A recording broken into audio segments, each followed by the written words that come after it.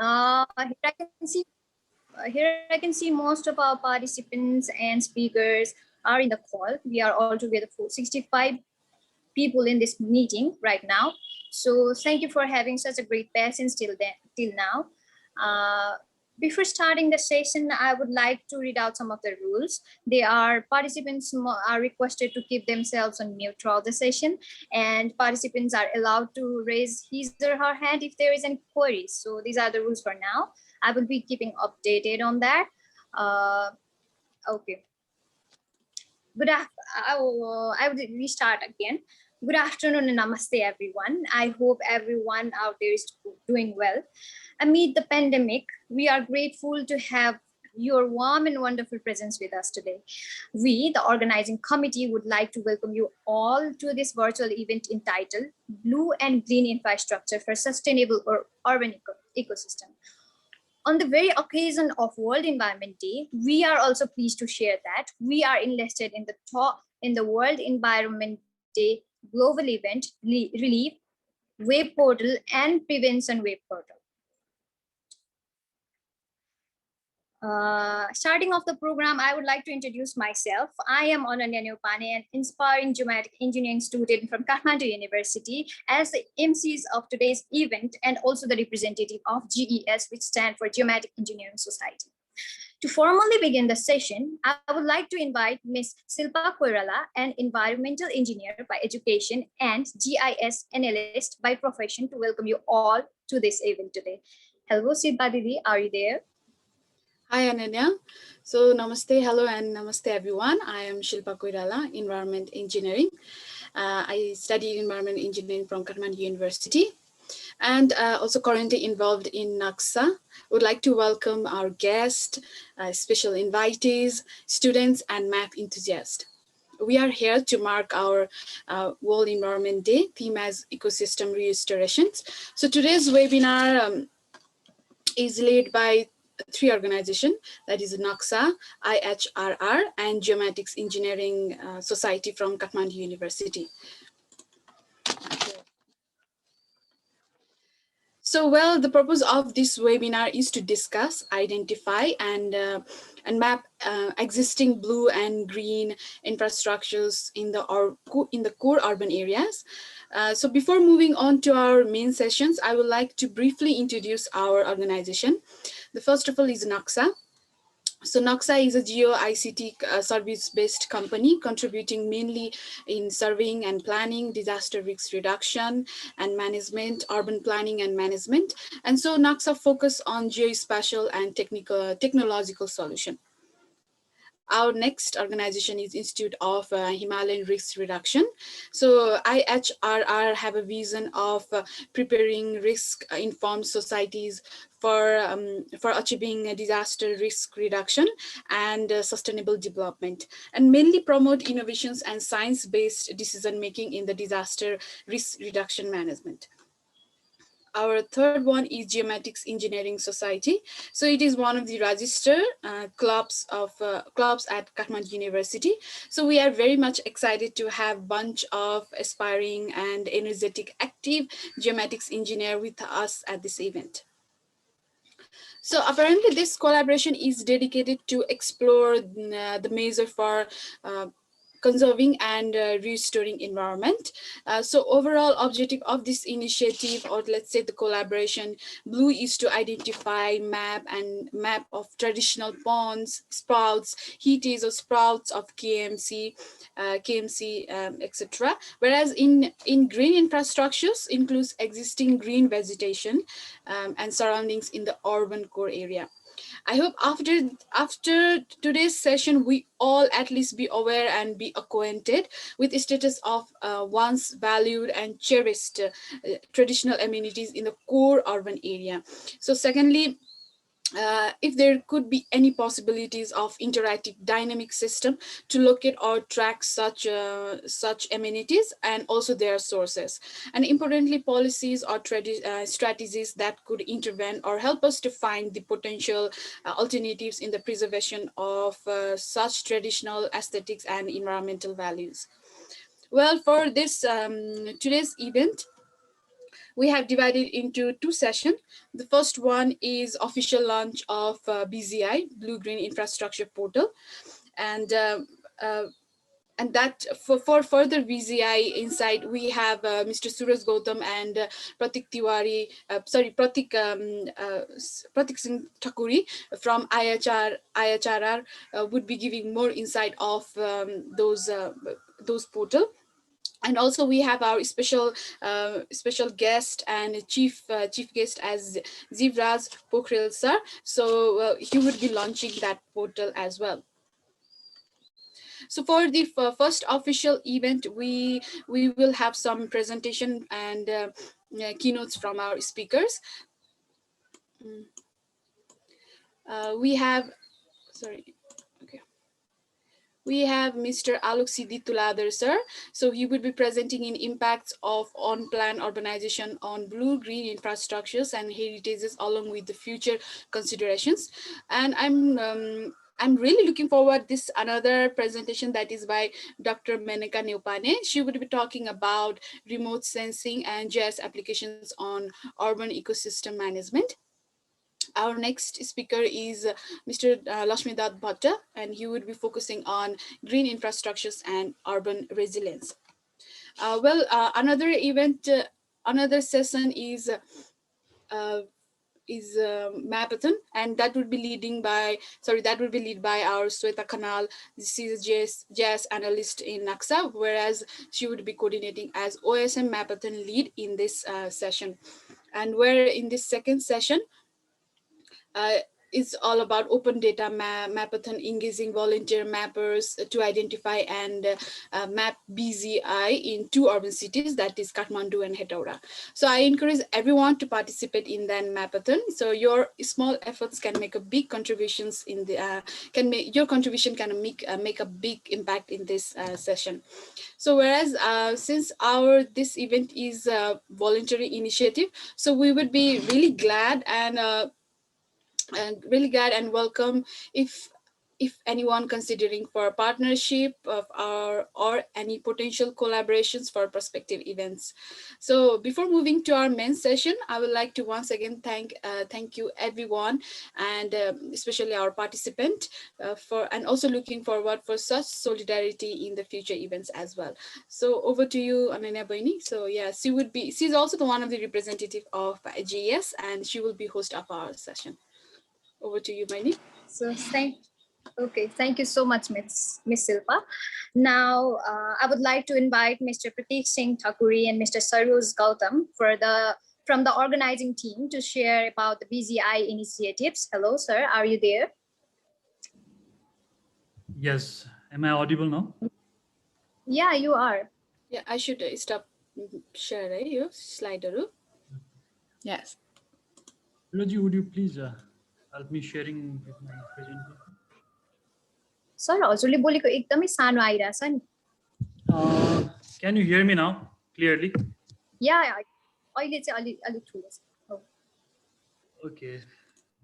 So first of all, respected chief guest of this webinar, speakers, invited guests, and friends. Namaskar, I'm Pratik Singh Thakuri. I would like to cordially welcome you all in our webinar on blue and green infrastructure for sustainable urban ecosystem. Today, June 5, is a special day for all of us, and it reminds us that we collectively we need a collective effort and act responsibly to preserve our planet Earth. As UN has declared this decade as a decade of ecosystem restoration, our initiative on BGI has become more relevant. So now I'll quickly brief on our initiative. Suraji, next slide, please. Next slide, please. Yes. So before going into BGI as a single term, let us understand what is blue infrastructure and what is green infrastructure. As simple, blue infrastructure refers to water bodies like heaties, water sports, lakes, ponds, river, and etc. Whereas green infrastructure refers to network of parks, green spaces, gardens, woodlands, as well as urban green features such as street trees and green roofs. Uh, Next slide, please. Yeah, yeah. So a narrative has been developed that blue and green infrastructure should not be seen in isolation. Rather, it should be seen in an integrated way. So what is the integrated meaning of uh, blue and green infrastructure, or BGI? So BGI is an approach that capitalizes on the benefit of working with urban green space and natural water flow.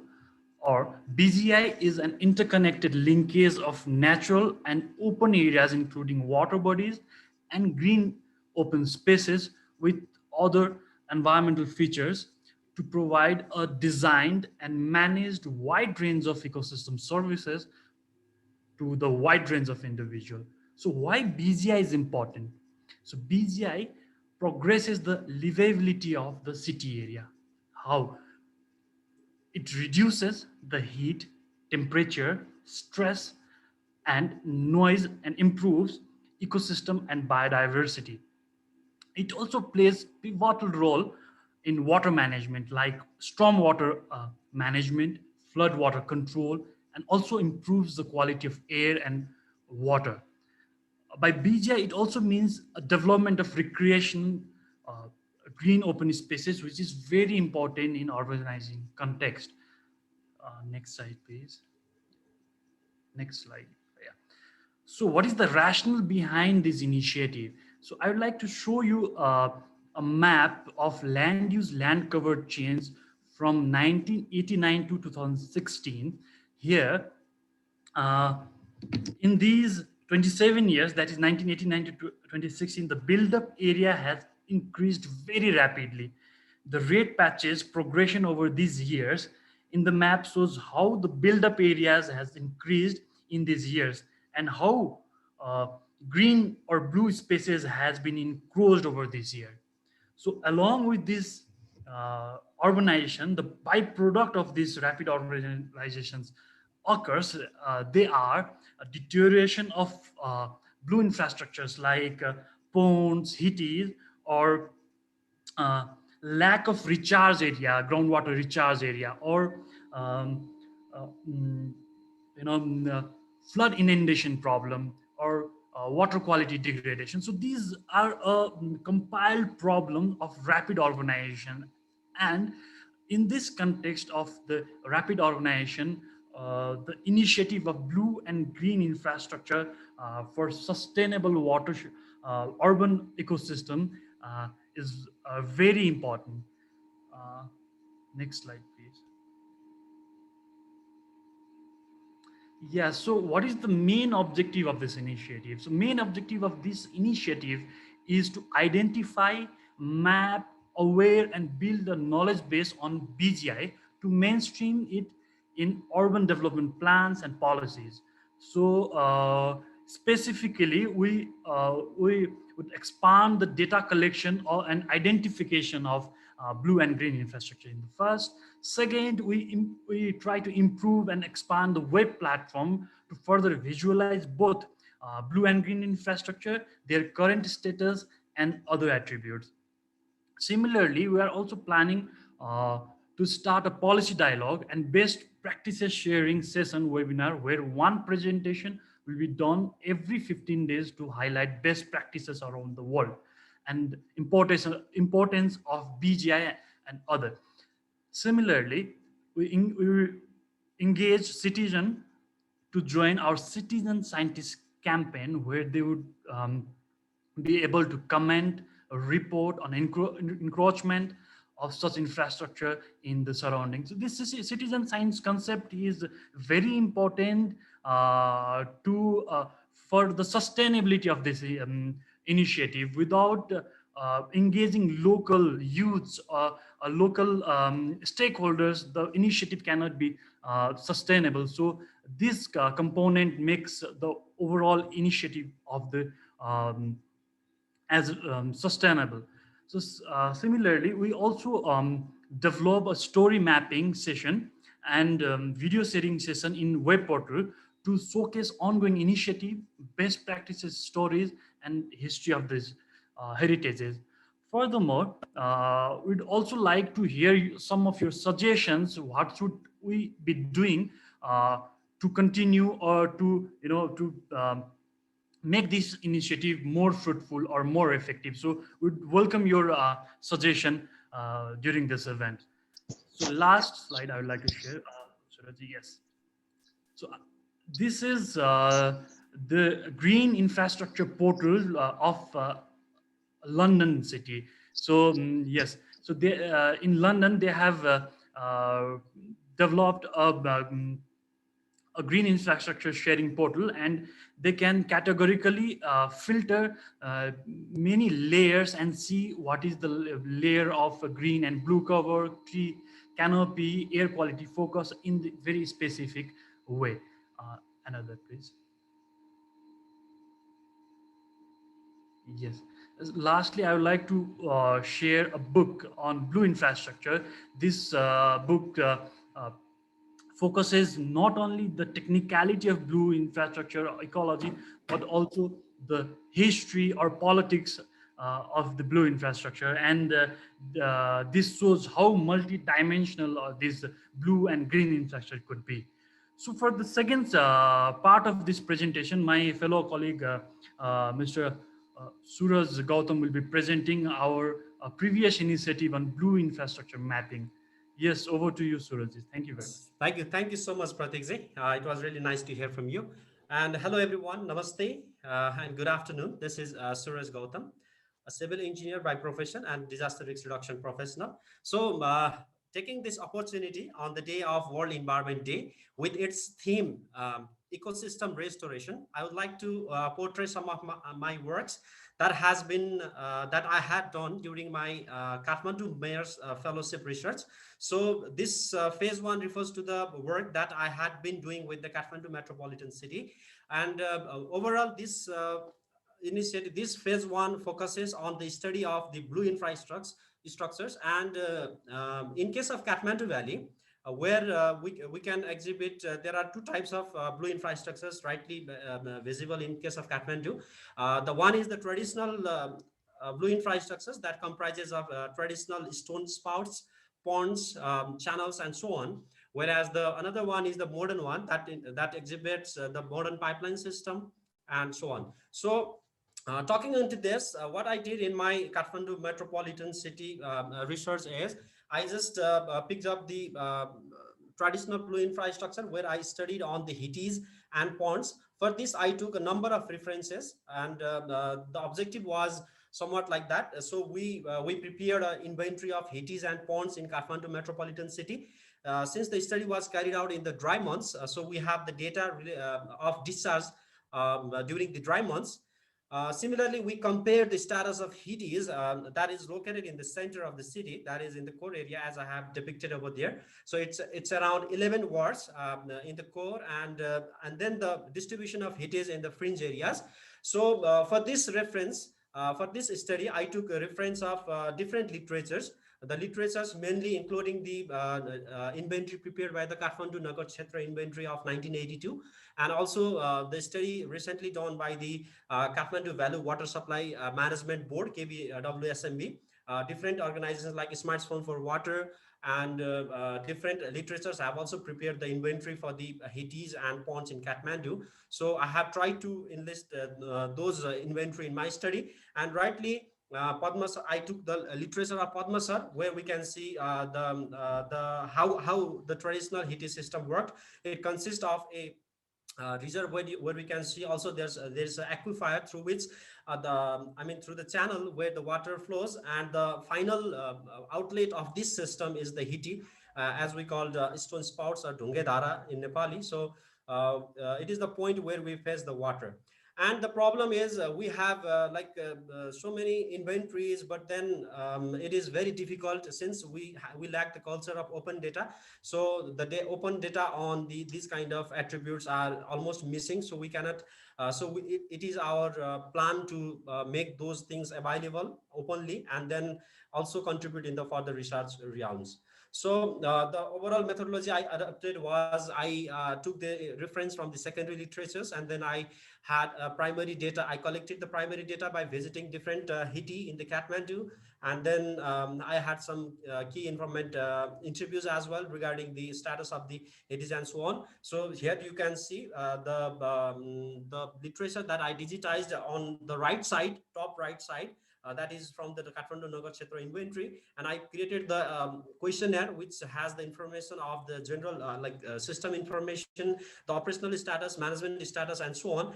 Similarly, I then visited two different sites to collect the data on the discharge and so on, and also some fruitful discussions with the different stakeholders. So these are some of the photos I collected during my field survey, and then those data were then processed. So I would like to share also share some few findings from my study. And the first study was I was able to visit only 156 sites. Some of the inventories suggest that there are more than 179 water spouts. So maybe this coming phase will help to address all those things. Whereas in case of Kathmandu Nagar Kshetra inventory, it had highlighted 115, 116 number of Hiti, which I have also digitized in my study. So out of them, I could found only 99 Hiti because of the time constraint and also the resource constraint. So I have suggested some of the list of the Hiti missing in my study. Whereas I have also assessed the study of the physical status of these Hitis. And similarly, I have also collected some information on the inscription of the Hitis. And the most interesting one is that we would like to now work on the like assessing the operational status of these Hitis and ponds, because with the help of citizen science, we can be able to update those data on a regular basis. And since since this study was carried out during the dry season, maybe if we study during this coming rainy season, it will be very much helpful for us to understand the flow dynamics that exist in the current Hiti. So I have also studied the worldwide distribution of those Hitis and how they are located over there. Similarly, different kind of religious and cultural values are also associated with this. So I have also tried to explore the idea on this, like what kind of festivals, what kind of different types of traditions are being followed. Similarly, I studied some of the I did some comparison study of the Hitis in the core and the fringe area, where I found was every per square kilometer in the core cities there were high density of the Hitis.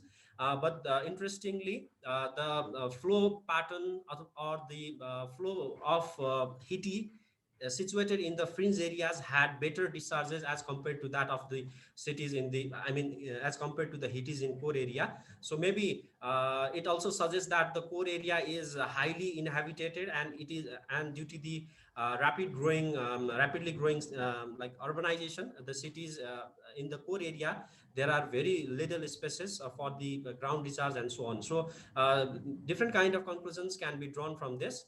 And I have also studied this the inventory from the Kathmandu Valley Development, Kshetra inventory, where 16 number of ponds were documented. Besides, I have also explored some of the other ponds that are available in the Kathmandu metropolitan city. So that was the overall review of what I did in my first phase. So basically, my first phase was more onto looking and exploring the data that were available through different secondary literatures, and also through the visiting of these different heritages. So for now, what we are doing is we are launching our second phase. That is, second phase will be more comprehensive, and it will suggest on the collection of both the traditional blue infrastructures, and also will include the component of the modern blue infrastructures that contains pipelines and so on. So there are some planned activities which we have been aiming to do after the kickoff of this event. So first of all, today we are doing the mapathon activity, where we will be bringing on the mapping enthusiasts and all the stakeholders to contribute in the sector of the digitization of blue and green infrastructures in the Kathmandu and Hetauda city in our first phase. So Beside this, we are also aiming to prepare some citizen scientists for this initiative. For this, we'll be training a group of interested volunteers, and we will be providing our own open data collection tools. We will be training them on how to take the data, how to make the use of data, and also on the measurement of different kind of discharge for the heaties, for the rivers, and also the like assessment of the trees, parks, and so on.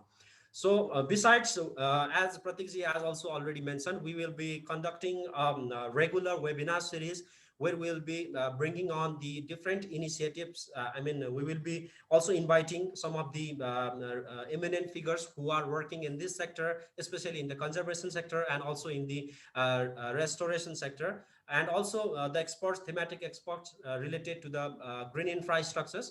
And we'll be discussing on the current issues, their initiatives, and so on. So it will be done on a regular basis. And also we'll be exploring for the research collaboration. We will be collaborating with the number of universities, different types of development sectors, different types of organizations who are working in case of research on conservation, groundwater conditions, and so on. So we are also identifying some short-term, mid-term, and long-term plans for the promotion of this overall initiative. And I hope different types of tradition we already have, like Siti Naka. This kind of festival was a very important and a very lively festival that can be celebrated in case of Kathmandu. And also we can do such kind of initiatives, such kind of festivals in different parts of the country. Also, we will be participating with the local clubs, booties, and other stakeholders on the restoration works, and so on.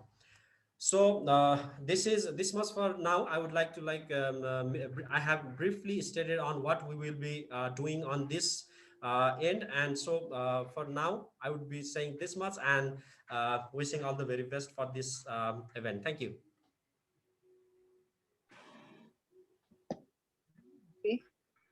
Thank you so much, Mr. Pratik and Mr. Suresh, for your valuable time. म यही दौरान एउटा सानो कुरा राख्न चाहे। हामी event भन्दा बाहिरको अनावश्यक च्याटहरू प्लिज च्याट बक्समा नगर्दिउँ होला। यो इभेन्ट हाम्रो रेकर्ड पनि भइरहेको छ र हामी फेसबुकमा पनि लाइभ छौँ, कृपया यो कुरालाई ध्यान दिनु होला। So moving on, in the first session, speakers and experts will be sharing their experience and expertise in today's theme. We have 3 amazing speakers today. So for the first call, I would like to request Mr. 𝒂𝒒𝒂𝒕𝒊𝒐𝒏 sir. So he will be sharing about impacts of unplanned urbanization on BGI along with heritage and further consideration. And he is also a documentary filmmaker who keeps special interest in documentation of Nepal's heritage. So Alok sir, are you there? Yes, I'm here. Thank you. So the platform is all yours now. Okay, thank you. Namaste, everyone. Thank you for the opportunity. I have good news and bad news. Bad news is what you see on the screen right now. So this is a Brahmanal. On the left side of the Brahmanal, the flat space is the Ghat on the Bhagavati River. It is a stretch between, it's along probably the largest such stretch of religious sites along a riverbank in the entire world. It is about 2.5 kilometers long. It stretches between Thapatali and Teku Dobhan. And the steps that we see are the steps that used to lead to the river. And the Brahmanal is, of course, where a person is laid to rest while he or she takes the last breath. On the right side of the Brahmanal, where the water used to be, we see a motorcycle workshop. So that is what we have allowed our Bhagavati civilization to become. We call it the Bhagavati civilization because our civilization started on the banks of the Bhagavati river.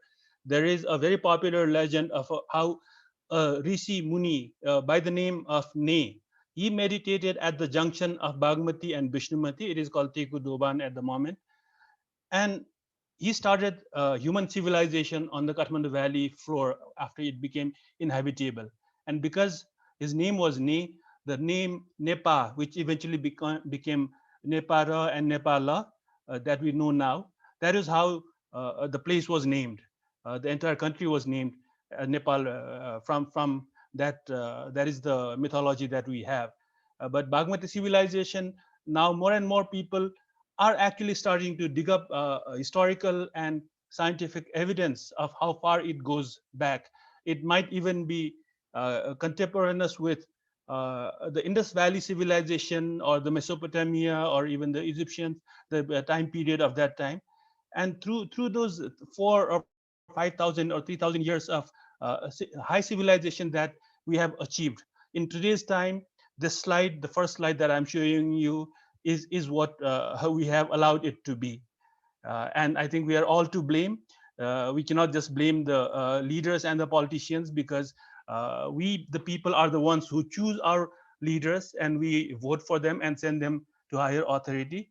But the good news is this event that you are all launching today, that we are all working towards, that the voice that we are putting together on a big platform like this, it is the good news. I am from a technology background. Geomatics is good. This is the initial step, but and things are being done. I can see there's a workshop that is being held right now after this the presentations to get more and more younger people actually involved and excited about our heritage, our all of this. But that itself is not enough. It might be more interesting to people of technical background, but how does this affect the society? What is the anthropological, what's the social angle to all of this data? I think that also is a missing part that probably has not been the focus of this group so far, but I am sure it is in the future scope of the work of this group. Now, if we go on to the next slide, I will talk mostly about the relation between green and white spaces, green and blue spaces that earlier presentations have dwelled upon. But maybe I can just give one very specific example of how they are so interconnected. So I am borrowing a slide from Professor Sudarshan Raj Tiwari, who is also an urban planner as well as a famous historian. Uh, from one of his books, I believe, he's got a sketch of Kathmandu city, the ancient Kantipur city, as it looked in the Lichavi period.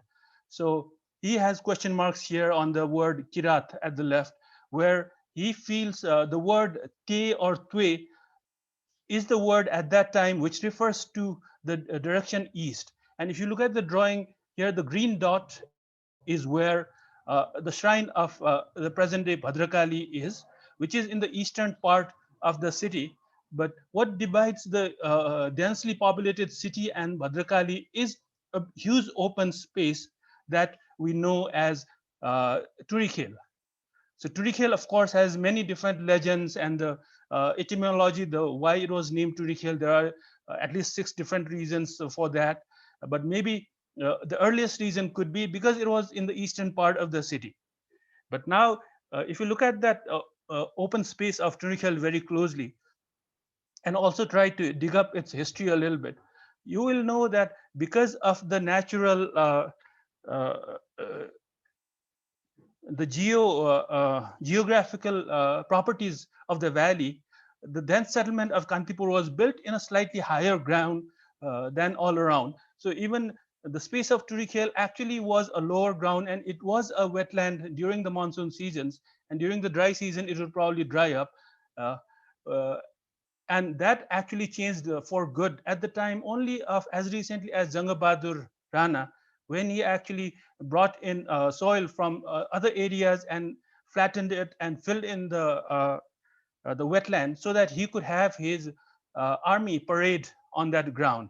So before that, it was actually a wetland area. So if we go to the next slide,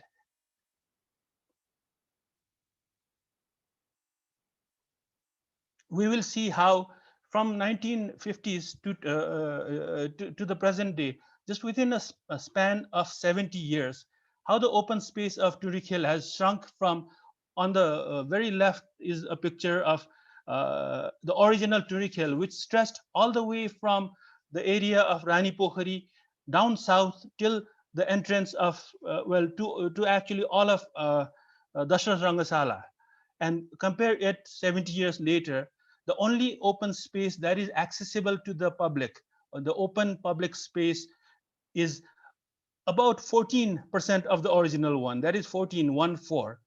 The remaining was actually divided up, carved up into different spaces, and encroached upon mostly by state agencies. And of course, the largest encroachment is by Nepal Army. We can see that very clearly from this graphic, which I have borrowed from architect Suniva Kaesta. She did her thesis on this topic as part of her graduation. So now, this is, of course, green space, the largest in the Kathmandu Valley, which there's been a lot of, especially since the last 2.5 years, if you have heard about this public campaign called Occupy Turikel, which was launched towards the end of 2019. And that has actually gathered a lot of momentum, and now a lot of other civil society, as well as even non-profit groups and political groups, have taken up that cause to try to bring back the original shape and size of Turikel to its original size in the 1950s. Because now people have realized, starting to realize how these open spaces are actually very vital in the day-to-day livelihoods and lifestyle and the quality of life of the people who live around that area in the dense settlement of Kathmandu city. And the number one reason for that, of course, there are many different layers of the importance of open spaces like this, including what we saw very clearly during the aftermath of the earthquake, where thousands of people actually lived there for months on end. And of course, there are very religious and cultural aspects to these, as well as the aspect of an open playground that is easily accessible to the public.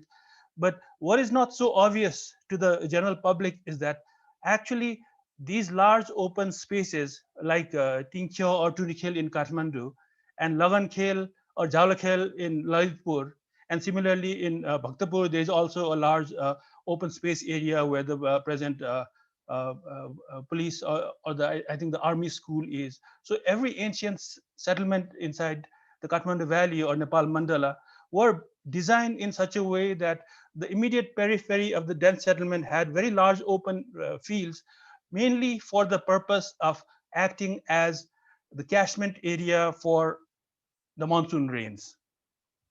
So once the monsoon rains get under the ground of these very large areas of open spaces, they actually work as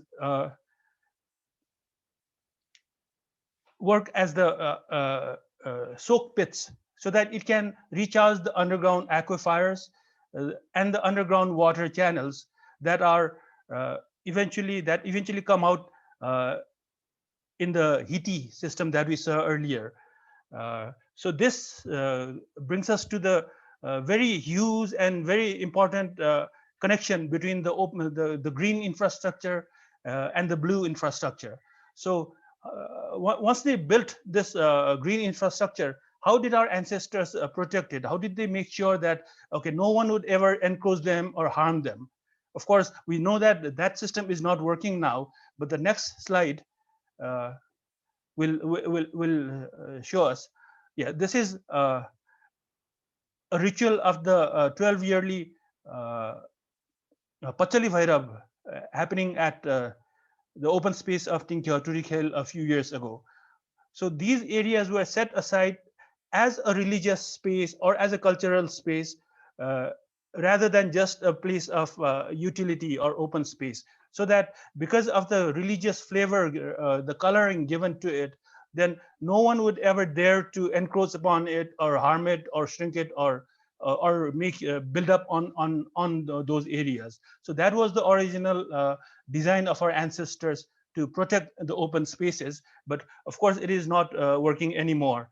But luckily, even in this picture, we see so many young people, young faces that are participating in these rituals and festivals, where there is a comeback of the belief in our ancient systems and in our faith systems and in our cultural values, that eventually I believe will actually lead to the protection of these spaces that were earlier given a color of religion and culture.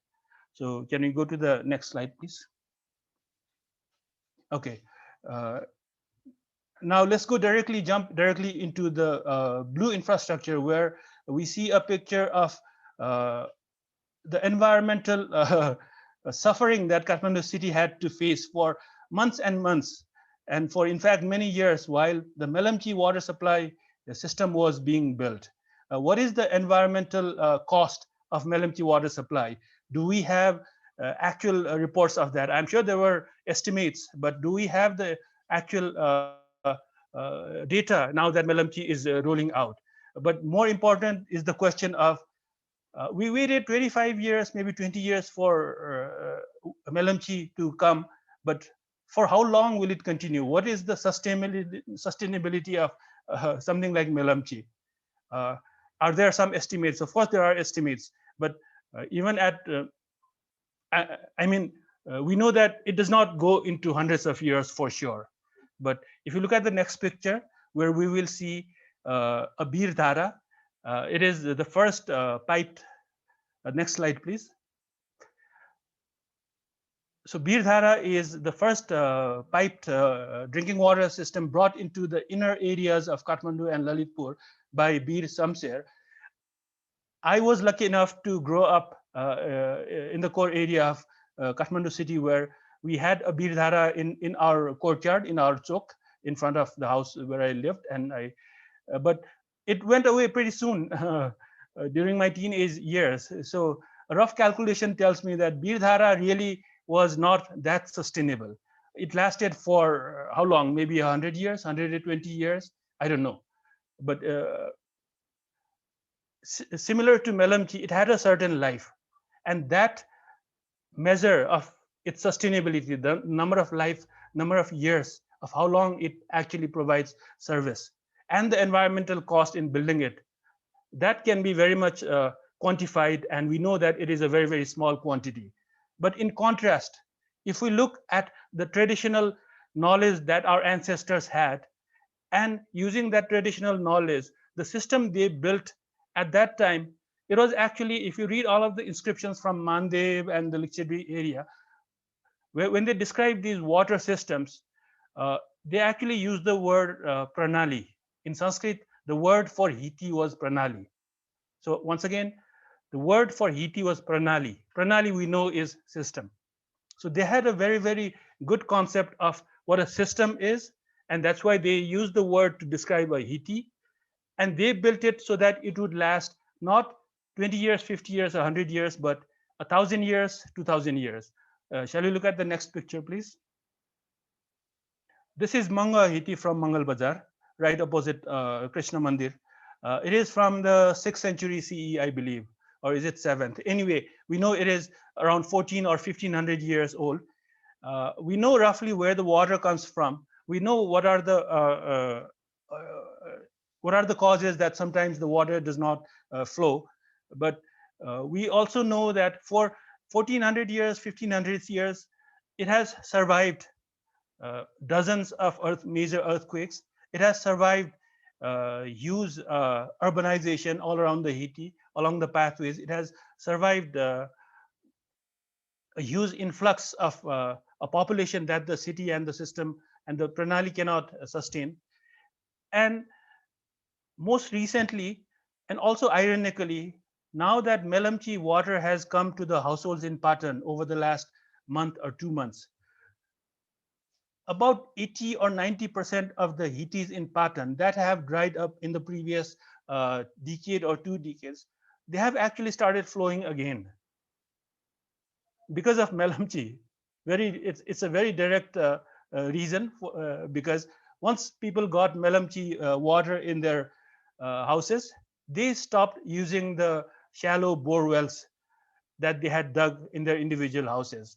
And once the shallow bore wells stopped extracting the water from the groundwater tables, all of that water that existed in the groundwater table that were being fed to the water pumps, the electrical mechanical water pumps, they were actually diverted back naturally. They got diverted back into the Heaties, and the Heaties have started flowing again, 80 or 90% of them, a very high percentage in the last 2 months. So my point here about this Heaty is the sustainability was very much a part of the design by our ancestors, where it would go on for 1,000 years, 1,500 years. We have Heaties that are even older than that. Mandev, the 5th century Hiti, Narayan Hiti, that flows perennially. And similarly, there are other records of Hittis even older than that, but we do not know if they're, we know they're not actually, some of them are very few Hittis older than these are running now. Can you go to the next slide, please? Okay, so again, this is another form of ritualizing the Hitti or giving it a religious cover so that people would be bound, people would be compelled to protect it. So this is a figure of a Bhagirath, and you will always see either a Bhagirath or a Yajna image right underneath the Hitti stone or metal water spout, because of course there is a legend, a story connected to it. It's very easy to look up on the internet. But because there is a religious figure there, then people also now suddenly water is not just a utility, but it's also a ritual object. It is also a holy object which people worship because of their faith, because of their religious faith. And Hindu and Buddhism, it really does not matter, because these traditions probably were older than before Hinduism came into the Kathmandu Valley or Nepal Mandal. Or so similar to how they protected the open spaces, we see all of the water bodies also being protected by ritualizing it. Next slide, please. Okay, now this is the last slide that I have, where in the annual budget disclosed by the government a few days ago, they have said the Brihat Turikhel, the greater Turikhel area will be implemented, and this was proposed actually by, surprisingly, National Reconstruction Authority. So obviously the goal is to reclaim all of the open space of Turikhel, right from the edge of Rani Pokhari to the entrance of the Dasrat Stadium. And of course, the biggest thorn in that solution is the Nepal army, which is basically building very rampantly and taking over public land very illegally and unethically.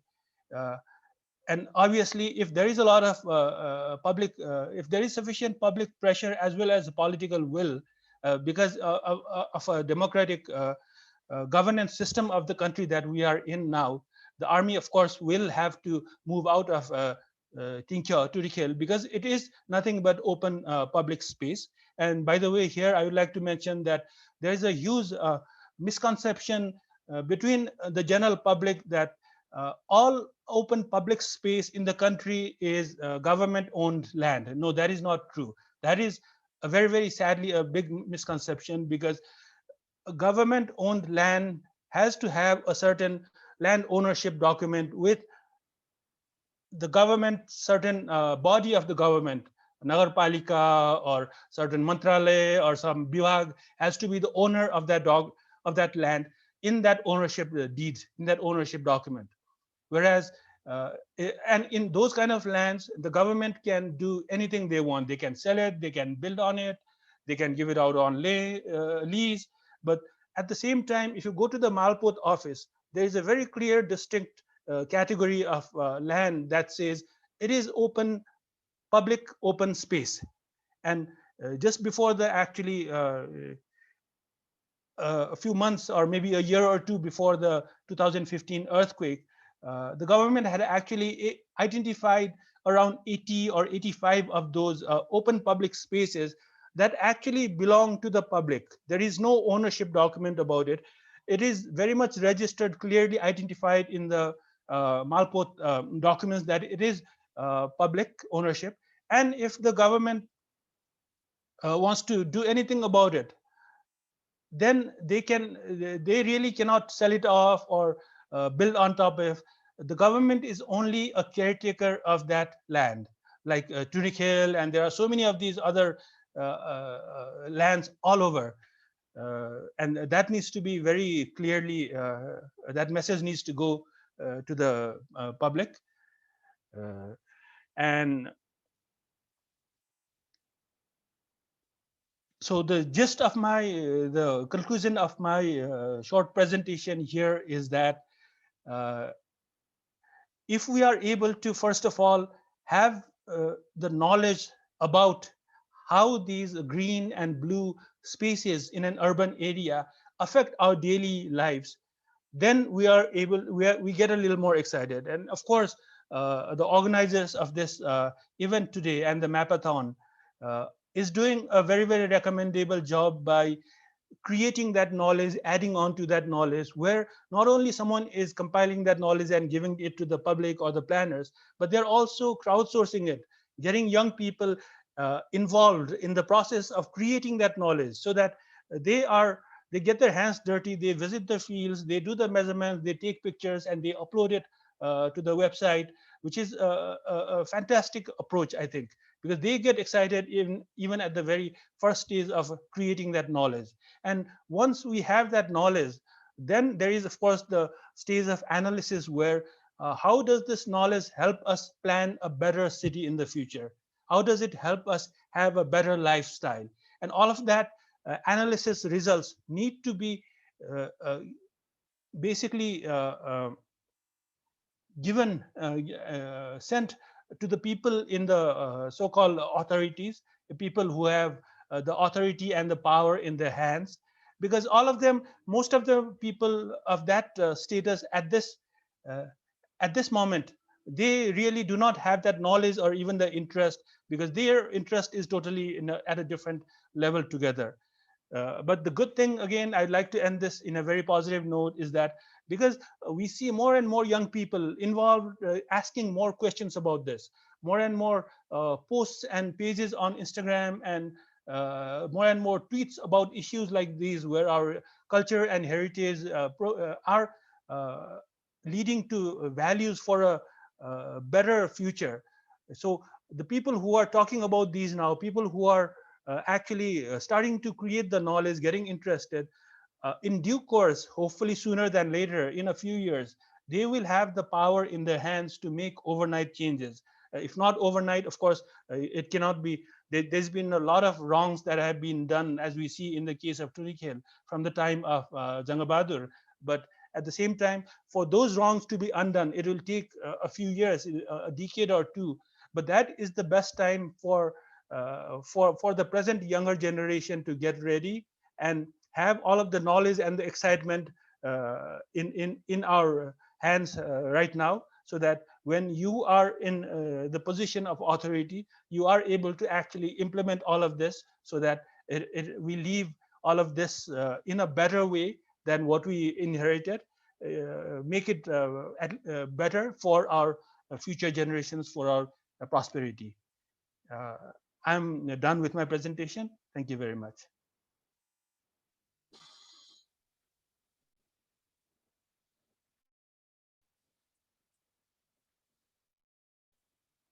Okay, thank you so much, Alok sir, for your wonderful insights. We really appreciate how passionately you have been working in this sector. So we look forward to working with you. We hope to collaborate with you in this initiative too. So we are going to have a small question and answer round in like 40 minutes from now. So I would like to request our participants to have patience till then.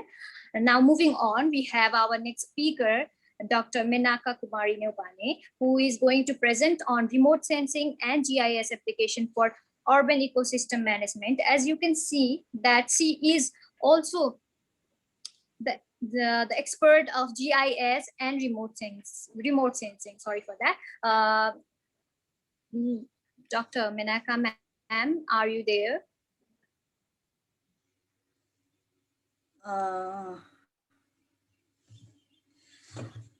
Yes, yes. Good afternoon, everybody. I'm Menaka Panta. Professionally, I'm a forester, and then I became a natural resource manager, and then I learned GIS remote sensing.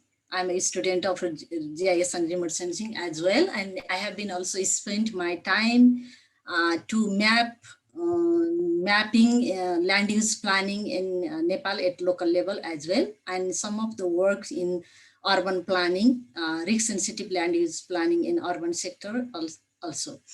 But I have some questions because my topics in the schedule is a little bit different. Maybe we have some kind of miscommunication or not well communication. However, it is some of our presentation may be going to repeat it or more or less similar with other previous one also. And anyway, I will try to explain and then give some approach differently regarding the technological intervention in blue and green infrastructure exploration, mapping, or something else for urban ecosystem sustainability.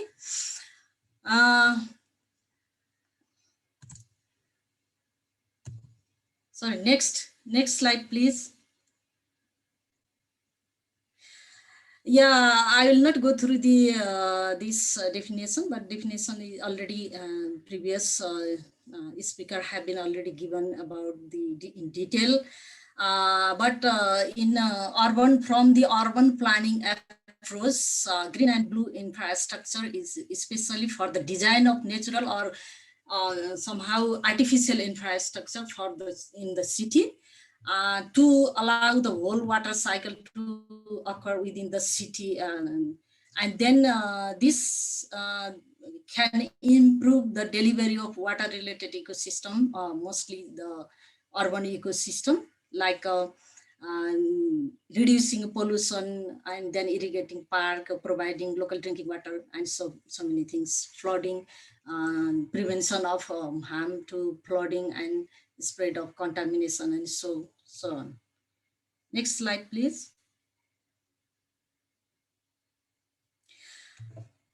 So I'm just a little bit why this thinking about, and then want to explain about the why green infrastructure is important and how it goes through the process. First, the green infrastructure to identify for the significance, needs, and opportunity for social, economic, and environmental perspective and benefit. And then we have to go through the assess if green infrastructure component is individually or collectively and can collect and then can identify or assess, and then conserve those components which are the essential parts of the green infrastructure, and create, if we can also have there is opportunity to new component where they can best meet for the local needs and requirements. And we can also uplift or improve the poorly function of the green infrastructure if there is a requirement or need for the local needs or fill the gap. And then we have to also go through the target to policy, resource, and intervention to conserve and connect and build a healthy green infrastructure in urban ecosystem. And we have these pictures from other place. I could not find with a short notice, so from Nepal, but it's somewhere else. Next slide, please. Going through, I don't need to, I think, explain in detail because we have been already previous speaker detailing about it, need of blue and green infrastructure. However, the urbanization results in urban sprawl, deforestation increases catchment and wetland, leading poorly quality runoff. And this all knows about this, and declining groundwater, urban flooding, and so many things. So green infrastructure is providing a number of ecological, economical, and social benefits by considering spatial planning, spatial and planning policy through a systematic approach. So they propose space that have a multiple functional benefit. Next slide, please. Potential infrastructure is potential of the green infrastructure is so many in so many scale, like state, regional, or central, and then in different scale there is a different kind of entity, like in state, regional, or national level. There is a kind of protected area or regulated area or reserved area. And then city scale in this green infrastructure will provide multiple health benefit to the people and the residents. Especially inside the city, there is a city parks, community parks, playgrounds, green belt, buffer, green strips, so many things. Next, please. Green infrastructures, why this is important, and then how it is the guiding principle of the green infrastructure is stated in the 6th principle. And the green infrastructure should be the framework for conservation and development, design and plan for infrastructure, and then linkage to other policy and other strategy. And then green function across multiple jurisdiction and different scale, like already talked about the regional, state, and then city, local level. And green infrastructure is grounded in a sound science and land use planning theories and practices, like this, based on this 6th principle. And it will helps differently, helps to plan interconnected green space system, restores, and essential to identify, protect critical ecological site, plant connection, and different systems component, and among different agencies, connect urban, suburban, rural landscape, function at state, local, regional, community level, and natural. Like this way, it has a different 6 principle of it. Next, please. And benefits of it is already known that green city is a city which shows a high environmental performance, which has included social, economic, and environmental benefits, like quality of environment, assess air, water, land, soil, biodiversity, efficient use of resources, water, energy, land, and other materials. And after then, mitigating and adapting the risks deriving from the climate change while maximizing the economic and social co-benefits because of the overpopulation, socioeconomic structure and geography and climate characteristics. We have been facing a lot of climate change impact, and then the climate change impact is adversely impacted to the human being, especially in the urban area. Next, please. So some example of green infrastructure, how it works and how it can be promoted, like rain gardens. It absorbs, everybody knows, rainwater and allowed to percolate, filter contamination, and so on. Natural sustainable solution, flooding and landscape damage. And also green roofs, it reduces energy consumption and reduce stormwater, water runoff, and heat island. Also, it extended the roof lifespan and beautification also as well. Similarly, permeable paver parking also, it also absorb runoff water, reduce the stress on the storm system, and decrease the elimination, flooding, surface cooler, affect the natural surroundings. Next, please. Similarly, also urban tree has also different kind of function and then importance. It reduces urban heat islands effect, heating, cooling cost, air pollution, lower the temperature and providing oxygen, aesthetics and community benefits such as improved quality of life here.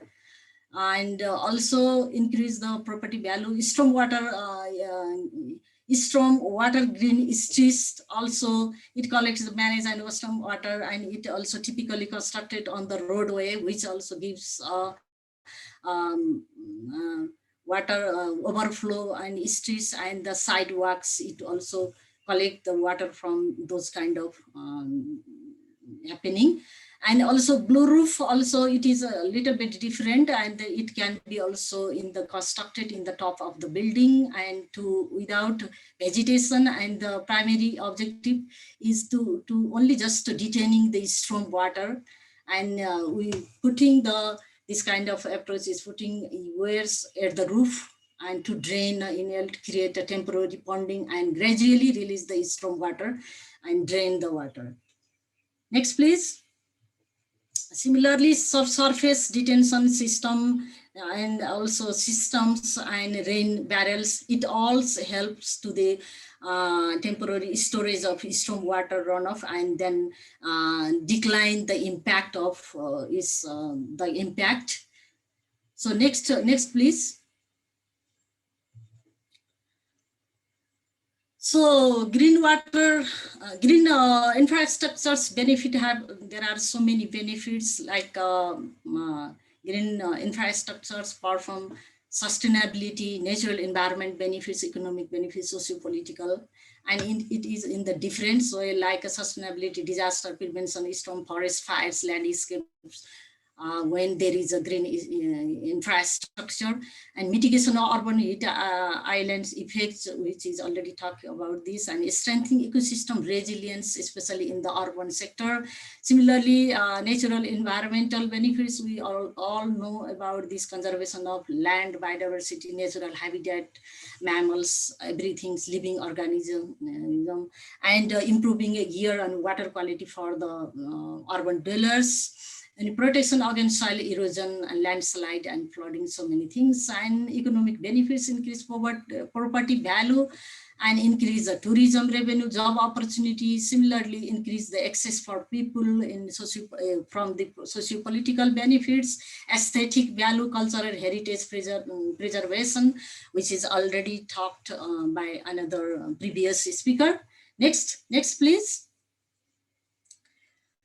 So how infrastructure improvement and what kind of, if there is a hazard, and then the technology and approach, how it can be improved.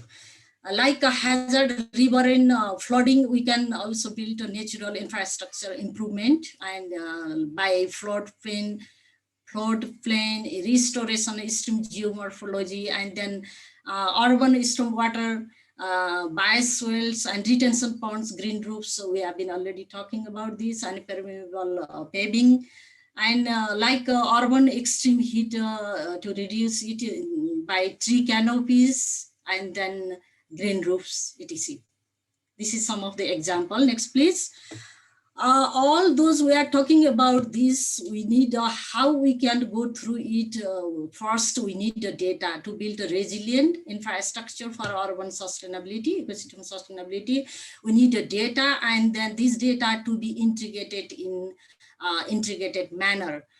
For example, we have a street data from urban, and these data layers and building data, and also forest or land use data. That data should be integrated in one place, and then we can see where is the green area, where is the blue rivers, where is the canal, where is the wetland, lake, etc.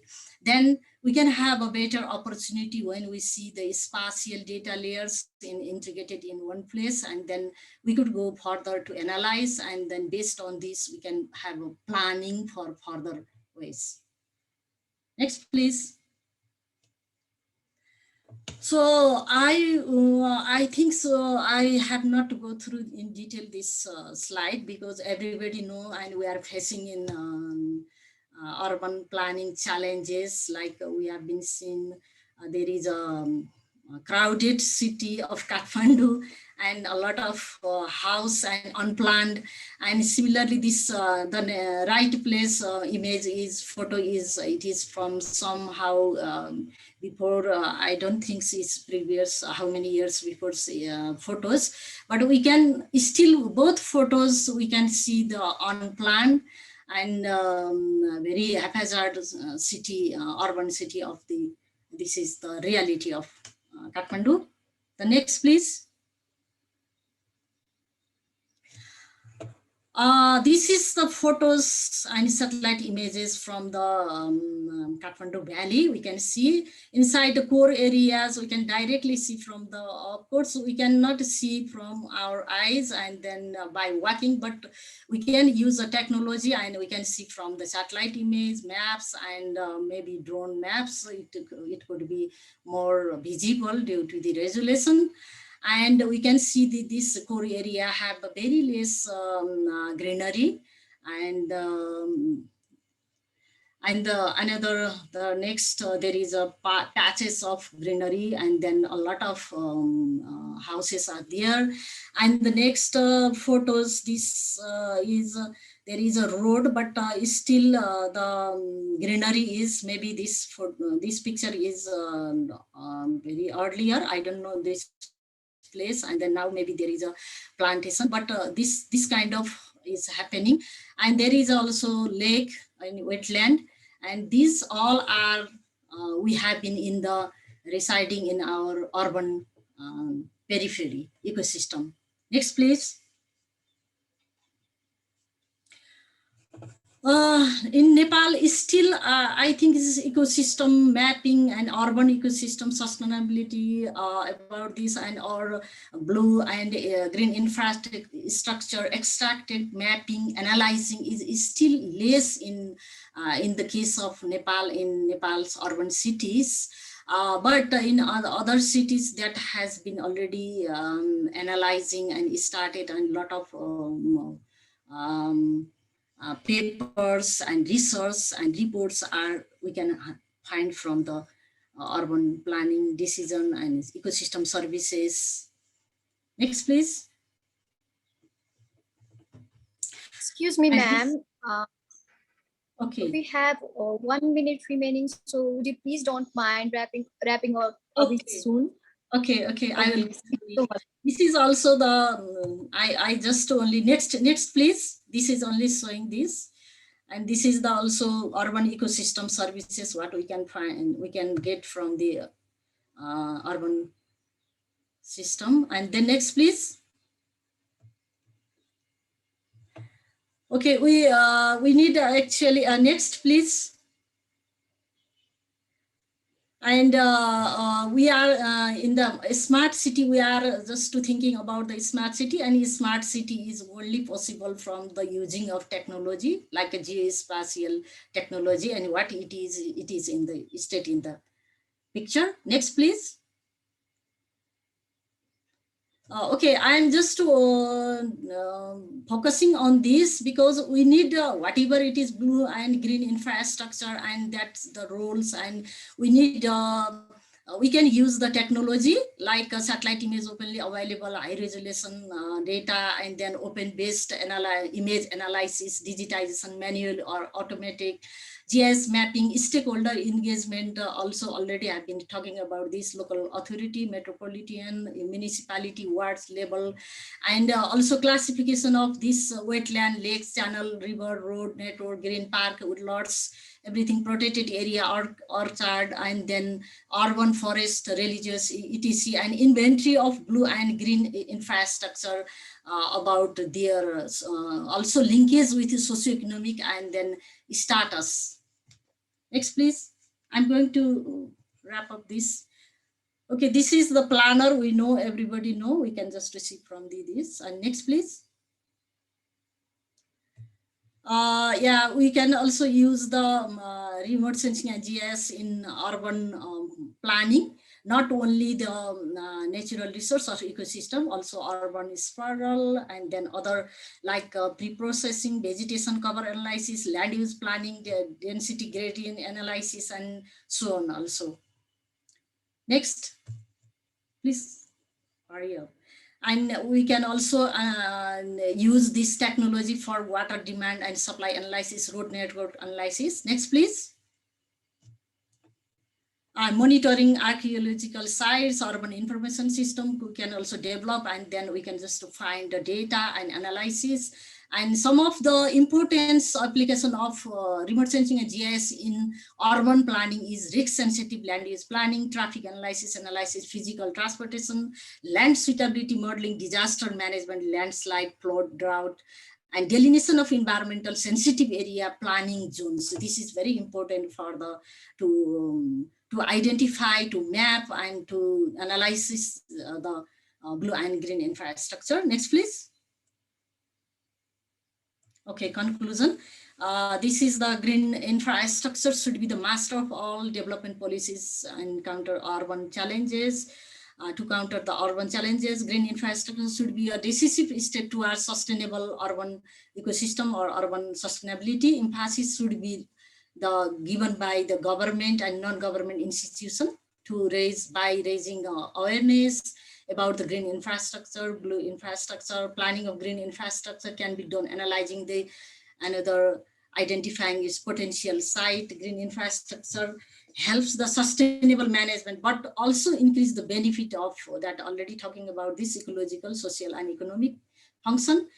Therefore, each country like Nepal, of each cities have their unique challenges and barriers, and to overcome this, and every government and then non-government actors should be also, and then each municipality have need of the green infrastructure and for the proper action and strategy, and that should be included in the policy plan and consideredly implemented in each level. Okay, thank you. I think it's I'm finished. Okay.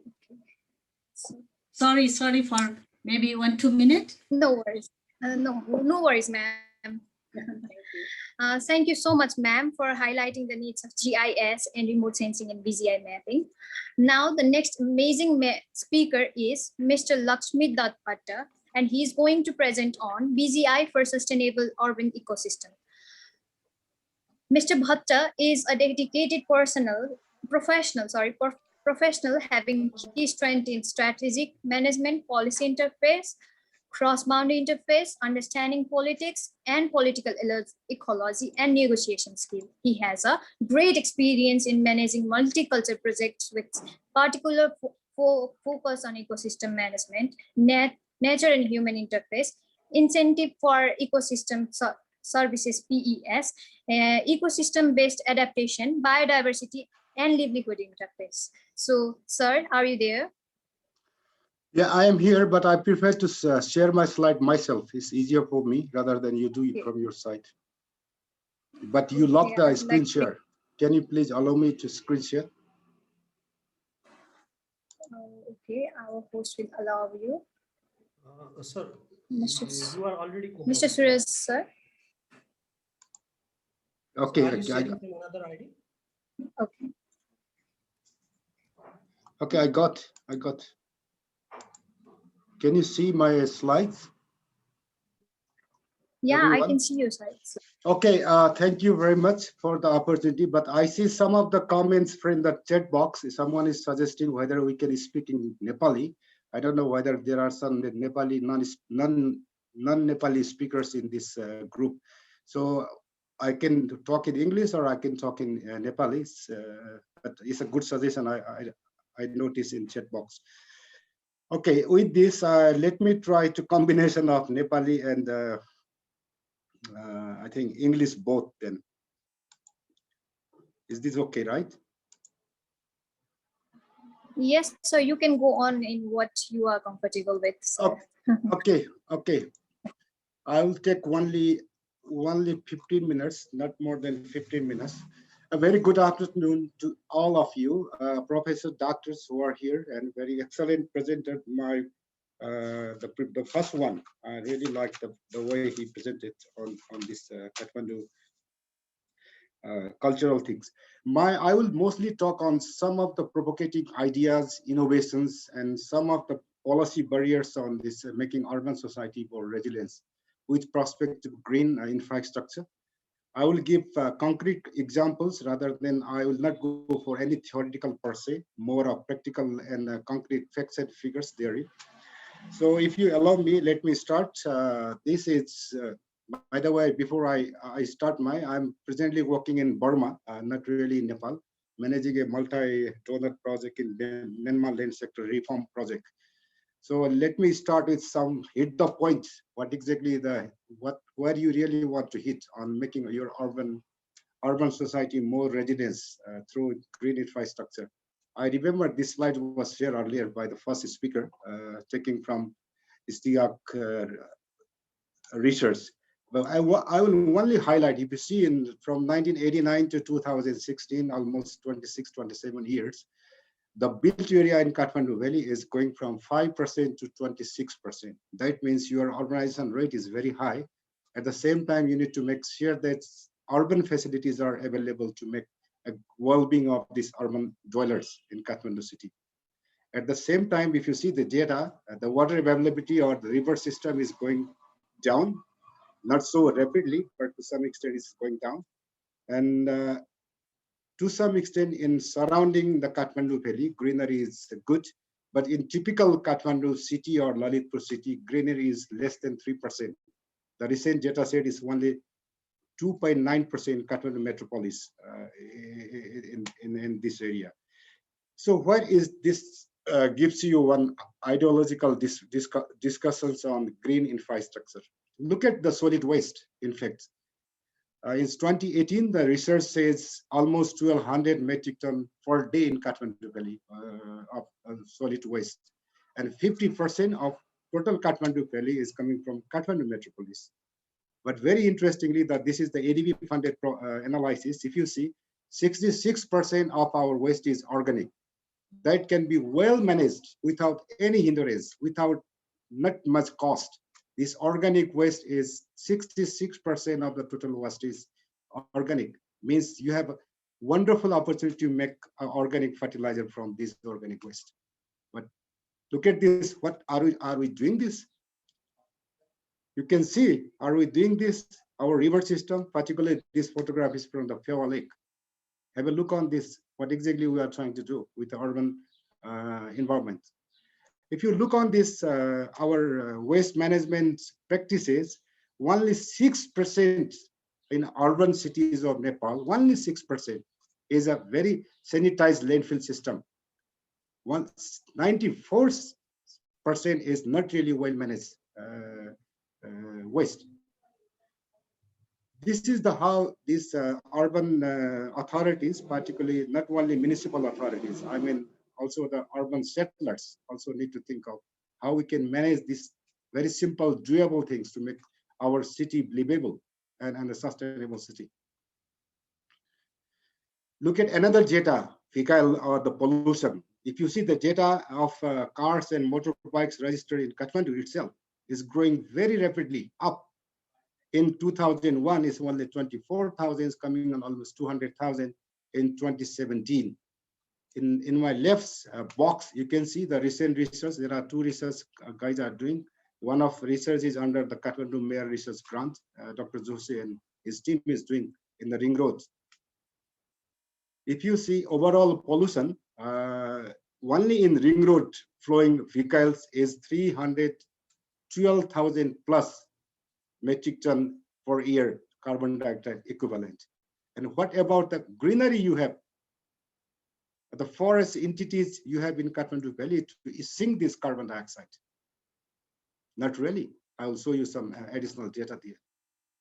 So in Kathmandu Valley, overall, Powell 2021 research says it's almost 1 million ton carbon dioxide emission from 3 districts. But if you only calculate in the ring road of the Kathmandu, the first ring road, it is almost 312,000 ton carbon dioxide equivalent emission. But we don't have greenery, we don't have trees. Trees are the only way to sink this carbon dioxide. You cannot sink a human being. You cannot sink the carbon dioxide. Look at, I published recently in one of the op-ed article in one of the national magazine, linking on our green forest, urban forest status of Kathmandu Valley and Pokhara municipality. 3% forest is there only in Kathmandu Valley, I mean, metropolitan areas. Pokhara says about 10%. If you calculate the pollution of Kathmandu only in Ring Road, as I suggested you, only in Ring Road, the carbon emission from vehicle, I'm not calculating here carbon emission from other source, only from the vehicle or source. Our tree available in this Ring Road can only sink. We have only about 7,785 metric ton carbon sink stock.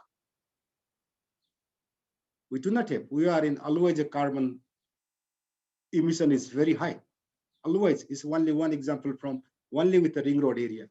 If you calculate overall Kathmandu Valley or metropolitan carbon emissions with comparison to carbon sink, the forest, urban forestry you do have in your city, it's ridiculous basically.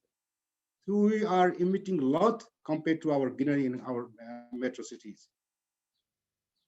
Look at their garbage. I say population increase in the Kathmandu city over from 1980 to is predicted to 2035. This will be going to be 7 million population in Kathmandu Valley. Urban growth in terms of migration is very high. But very interestingly, if you see the household generation of the waste by the expenditure by the rich or poor family status of the urban dweller in Kathmandu, more you have the income, more you consume, means more you produce waste. But do you have can we do our very simple waste management, at least for organic waste management in-house?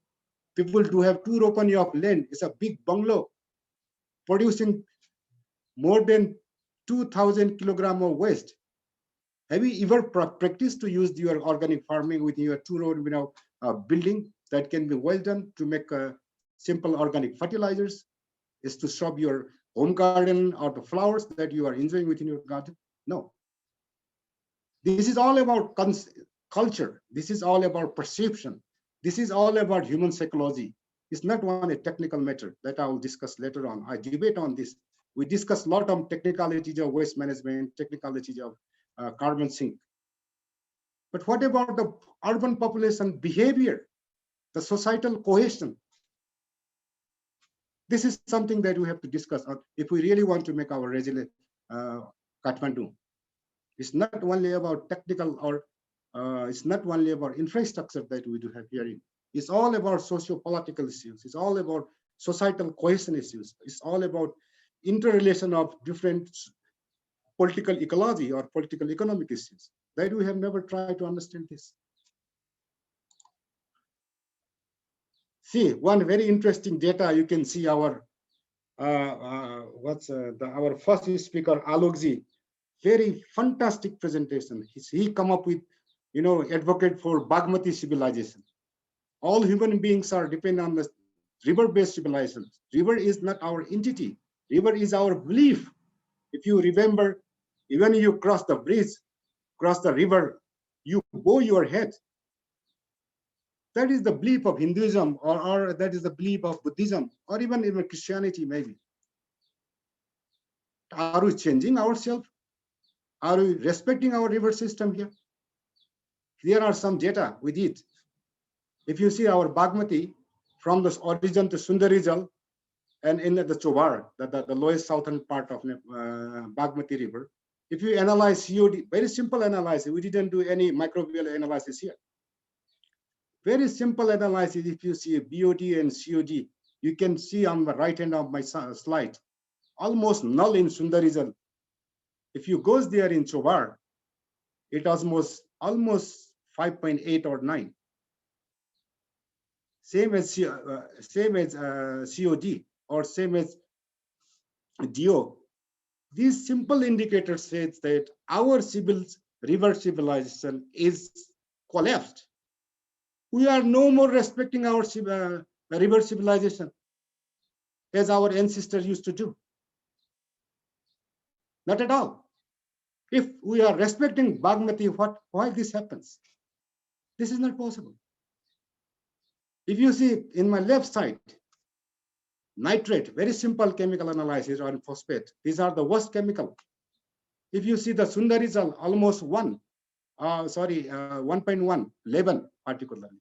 You go to Chobar, 154 nitrate in our Bhagavati. Hey guys, what are you doing for Bhagavati Bachao Abhiyan? How we are contributing to save our Bhagavati?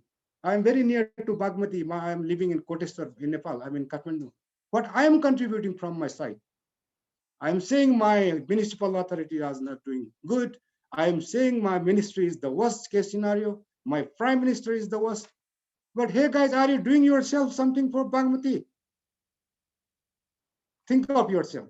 Then only our city can be resilient. See another one. In fact, Alokji very nicely come up with this Eastern philosophy. If you see Veda, there is, in a Veda, I quote here some sloks from Veda, Rig Veda and Yajur Veda. Prithvi matarmam hingsima aham tam. Please, Prithvi matalai naramro nagarnos. Yajur Veda ko 10 slok. I publish another similar article. What is Eastern philosophy and correlation with our nature? Banani parja hitani. Banlai masnu भन्नुभएको मसलाई बनलाई नाच्नुहुन्छ भने तपाई प्रजालाई नै मास्दै हुनुहुन्छ ऋग्वेदले भनिरहेछ. Are we forgetting our culture? I told you the back one. Even I remember still when I finished my high school in Baitari district, coming here in the Kathmandu, unknown Kathmandu, crossing the rivers, number of rivers behind. I bow my head when I'm crossing the river in the bridge. That is the culture, that is the Eastern cultural respect river society. But we are forgetting everything. And now we are saying that let us conserve our Bhagavati. Nothing we are contributing to conserve our Bhagavati. So my point here is these are the fundamental things that if we really want to make our Kathmandu or any urban society, resilient society through green infrastructure, let us think of our tradition, culture, belief, our associations with the nature, our Dhamma, Buddhism, in Dhamma Pada 7.9 slok. A similar statement is there. Even in, if you see on Tripitaka, same. Even in Quran also says the same thing. I don't know why we are saying we are very good guys, staying in Kathmandu, having 2 rupani of land, big bungalow, having a car, all like this. But nothing we are contributing to society in the large. So I blame myself rather than blaming to my prime minister or the urban minister. This is exactly what is happening. The reality of this society, the reality of our institutions. I think Melanchi, our Tuladarji raised also issue of Melanchi. This water supply department comes in, dig in our road. Again, telecom come in, dig in our road. Again, electricity authority come in, dig in our road. I think in our guest is our former Ayukta of Kathmandu Development Authority. Why we are unable to coordinate with these institutions who are working in the same road? So why cannot make the plan together? Why? We need to answer ourselves.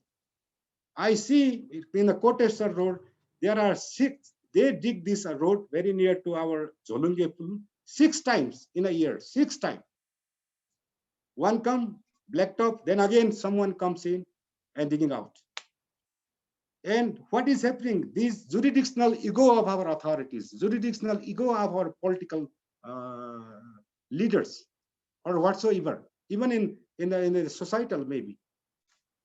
As we are trying to do this sort of thing.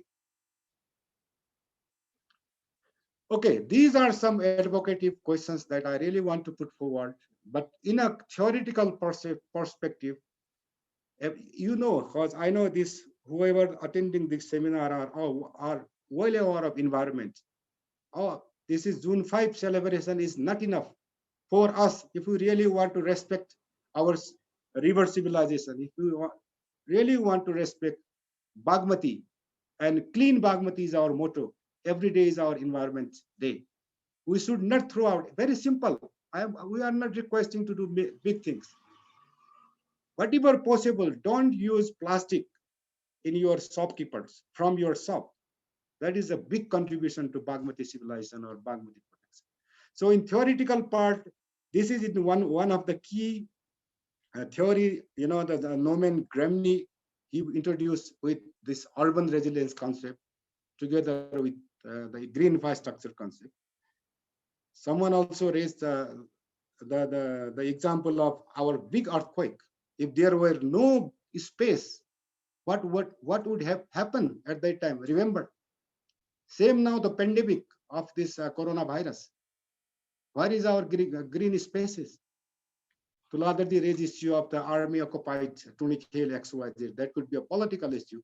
But even where our spaces are going on, if you see the data, open spaces are almost going down from 9% to 3.4% in Kathmandu metropolis in last 26 years, within only 26 years.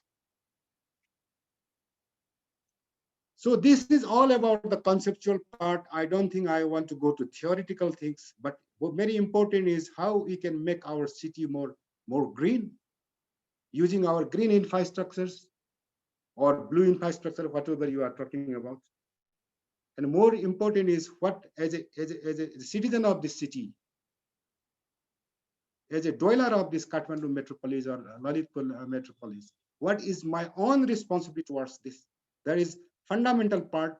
There are not only technical part or environment. If you see a larger picture of resilience, that is about leadership, that is about strategic things, that is also about economy and society, that is about health and well-being of our people who are staying in metropolis. Environment is one among 4 different segments of the larger resilient concept. So this time we are most discussing on the environment concept. I feel really good that youngsters are coming very nicely nowadays. Even my son is doing some good work on environment at the age of 19. It's a good one. So this is the part. So what we can do, we can do many things. I think many people knows this. Minister knows this, secretary knows this. If you, sometimes I discuss with the senior officials in Ministry of Forest and Environment, my own colleagues, my own class friends, they are well educated from United States or Australia on big universities. I don't think they are not aware of these type of things, what to do on this Kathmandu metropolis. The fundamental is what is the problem we have to hit there. As I already mentioned you that we have a big pollution. The only source of carbon dioxide sink is vegetation, urban forestry. We have very low green urban greenery herein.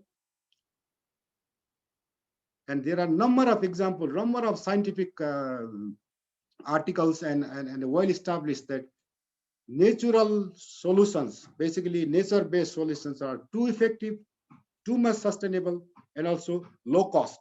I can give you many examples, even in Nepal, even in any countries where I have been working for the last 20, 25 years, almost in 10, 12 countries I have worked.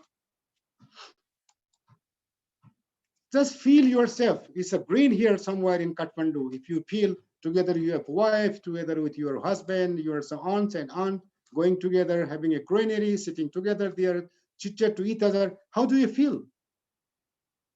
We really enjoy, right? And this also helps to make a good social cohesion, social binding together from the one community to another one caste to another caste whatsoever is a big caste discrimination system in this country as well. Multiple examples we do have here. But do we have sufficient these type of public amenities, green amenities around us? I hardly get in anything in my Koteswar area if I want to go to have a badminton play somewhere else. Hardly there is. Or even something there. Have we really managed this very well? These are the big questions we need to ask ourselves. I'm taking a bit faster now. And as I've already mentioned, pollution is a big pollution. Only tree is the the sink of carbon dioxide, carbon. Can you imagine there is now a new technology in Germany or the Western countries? You can also sink through this highly mechanized machine. It's too much expensive. Now, because of the pandemic of the corona, people may realize how much money they are spending on the oxygen cylinder. So people need to realize the nature is providing free of cost thousands gallons or thousands free of cost, but still we don't want to respect this nature.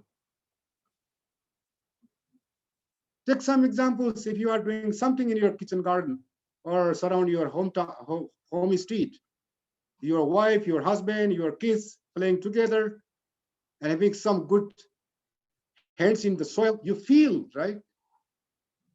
You need to feel the soil. Then only you can feel the urban society or the natural society.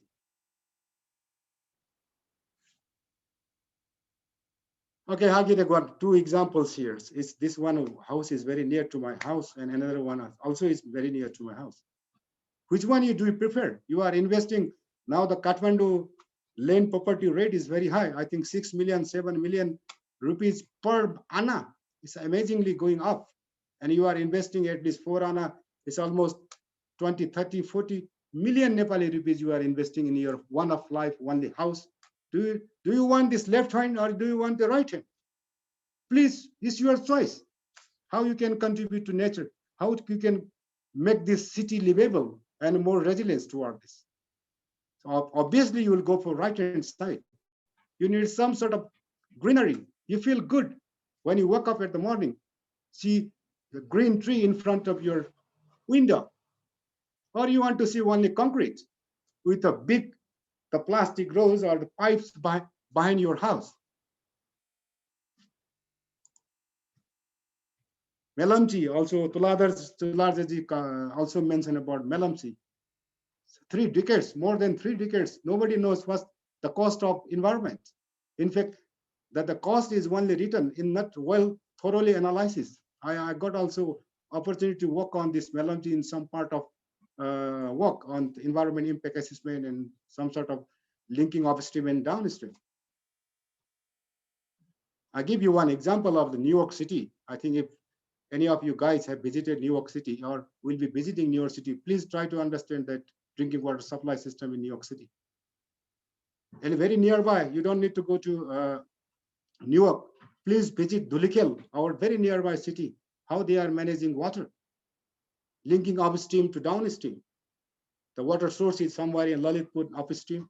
These guys are paying 1.5 million Nepali rupees to upstream communities to make sure that a good quality water coming up without reducing the water quantity. This is the one.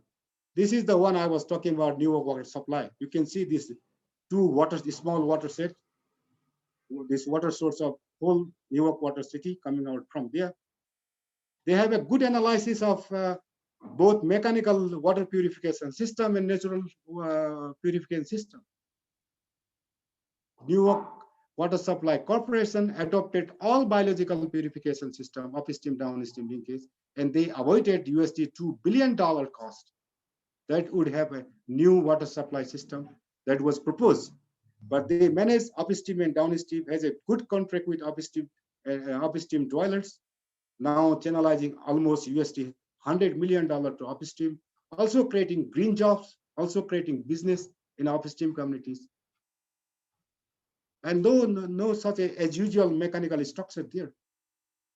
It's only based on the land management practices that the New York Water Supply Incorporation have a great deal of upstream farmer dwellers, and they have some restriction on this farming system. I think I got already a message for my time, I suppose. And with this, in fact, I don't need to wrap up anything. I think it's all wrap up around me. One fundamental part is the huge population growth in urban. If you see, Nepal is one of the most towards urbanization country. Only 1.5% urban settlers in 50 years back, now we are already 20+% settlers. That means we have to create all urban services to our dwellers, the settlers in these cities. But there are multiple approaches that we can come up with some green carbon credit bonds concept, payment for ecosystem service. If someone raised trees surrounding their house, they need to be incentivized through municipal authorities in some or other way, having the carbon credit system. A number of traditional knowledge here. So we also need to link this traditional knowledge, modern science, whatsoever you are saying, and also linking all facets of resilience, urban resilience, to make this city viable and livable.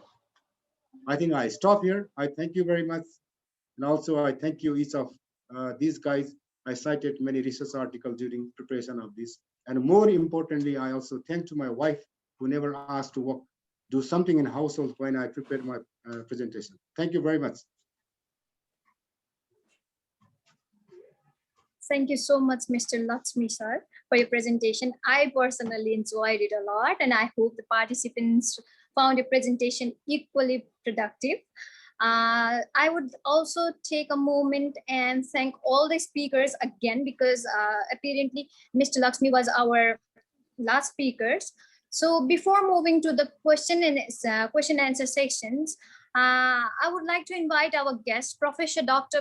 Ramesh Kumar Maske, who is also the advisor of our initiative and current academician at NAST, to share his short remarks. So, sir, are you there? Hello, Ramesh sir.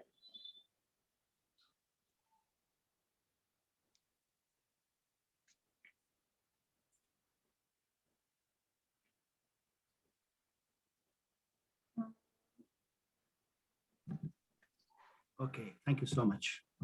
Okay. Thank Sir, you so I much. would like to request you to please wrap up the remark session in 2 minutes. It's a humble request from my side. Thank you so much. I try to complete it in 1 minute, I think. Thank you so much. Actually, thank you very much. All the speakers, there were the young speaker also, as well as very qualified, experienced presentations. It was wonderful. I already crossed 60, and yesterday when we were discussing, I thought that it's a part of new generation to discuss rather than we just sit down and listen carefully, because I'm just reviving from COVID and I don't have much time. So it was fantastic to see that the initiative you have taken, very praiseworthy, and I would like to wholeheartedly support. And you have brought few of the presenters. They have very much known background and experience, and the message they were delivering us is pertinent, and we had to do it. And also, if we want to preserve our future, then we have to initiate right now. As I told yesterday, that some 35 years ago, I was also like you and listening to our older generation saying that we have to do it. It's your future, and so, and we carry over that stick. Now we are transferring it to you, and you have to do. So the message that was already floated here, young also, they have already tried to understand what is going on, what to do, what need to be to do. And after me, I'm seeing that Professor Jivraj Prokher will be saying also something, and I respect very much. Would like to see also Sudarshan Raj Tiwari and others also very big, the knowledgeable people we have here around. Thanks to them also, we are trying to conserve our heritage. Otherwise, we would have already lost our somewhere else. At the last, which I remember, Lakshmi sir was mentioning about the 3 or 4 takeaway messages, like resilience is the key. and we respect our river civilization. I'm a student of river engineering. I'm a hydraulic engineer, and I respect also, like you were saying, that when we are crossing the river, we always bow our head. I always do that. And so what? Just bowing the head, can we preserve our rivers? You can see what's going on our rivers. You have already seen that BOD and COD, the factual things. My wife is an architect, urban planner, and we always discuss these things: green, resilience, open space, sports, conservation of sports. I congratulate our previous speaker. He is a filmmaker also. Very nicely he has presented his thoughtful understanding of the natural and also built heritage. So it's up to you. I want to say that now you have to carry this and transfer to your new generation these things. And by the time your next generation will come up, we'll have better position. Our rivers will be revived. Our cities will be clean. And we will have more cultured way of living our things, green and blue. This is the key message I'm taking. Thank you so much for providing me this opportunity to be with you and also say something about my feeling. I'm engineer taught. Maybe I have done some contribution, making engineers, and they are building dams, hydropower, irrigation, many things. But something they have already took away from my side is the love to nature, love to green. So they will be, of course, when they are designing something, they will be thinking twice, whether with their infrastructure, they will be disturbing the natural heritage. So thank you so much. Now I would like to listen to Jiva sir. Thank you.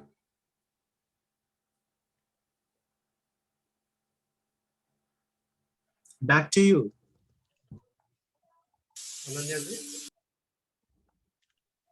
So much, sir, for your valuable remarks. Okay, thank you. मैले बोलेको सुनिरहेछ है? Go on. एकजनाले भनिदिनुस् न. सुनिरहेछ. Okay. सुनिरहेछ. Thank you so much, sir, for your remarks. Sir. Thank you so much, and for being in our works too. So NAXA, GES, and IHRR feels really lucky to have you with us today and with our projects. So before moving to question, okay, I'm sorry for that. Now we are starting our, already see lots of questions in the chat.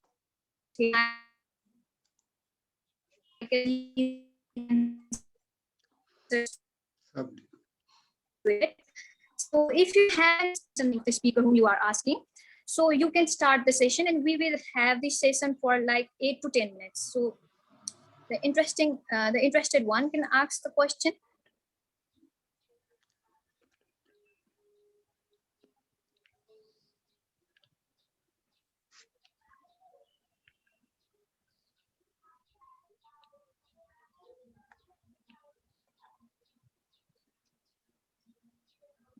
Prozwal Thapa, I can see your question here clearly. If you please, तपाईले आफ्नो mic unmute गरेर आफै सोधिदिनु हुन्थ्यो कि?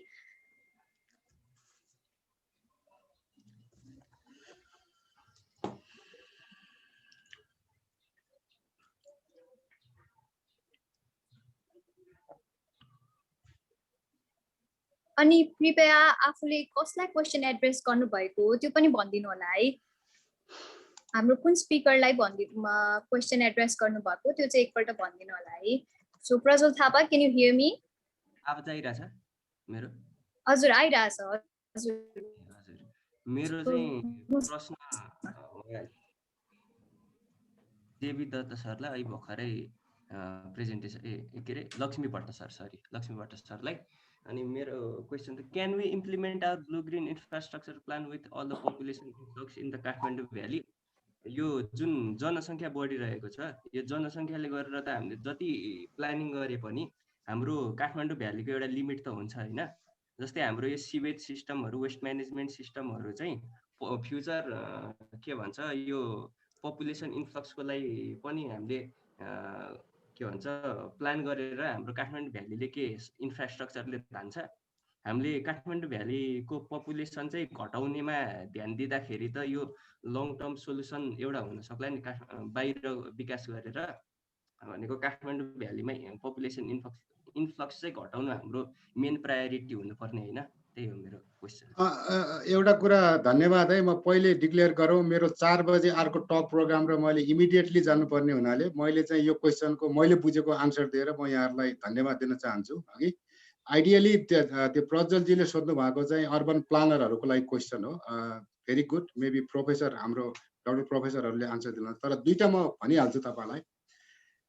सबै हामीलाई थाहा छ सिङ्गापुर चाहिँ इज अबाउट 682 स्क्वायर किलोमिटरको देश हो। 682 स्क्वायर किलोमिटर मात्रै छ, अबाउट 700।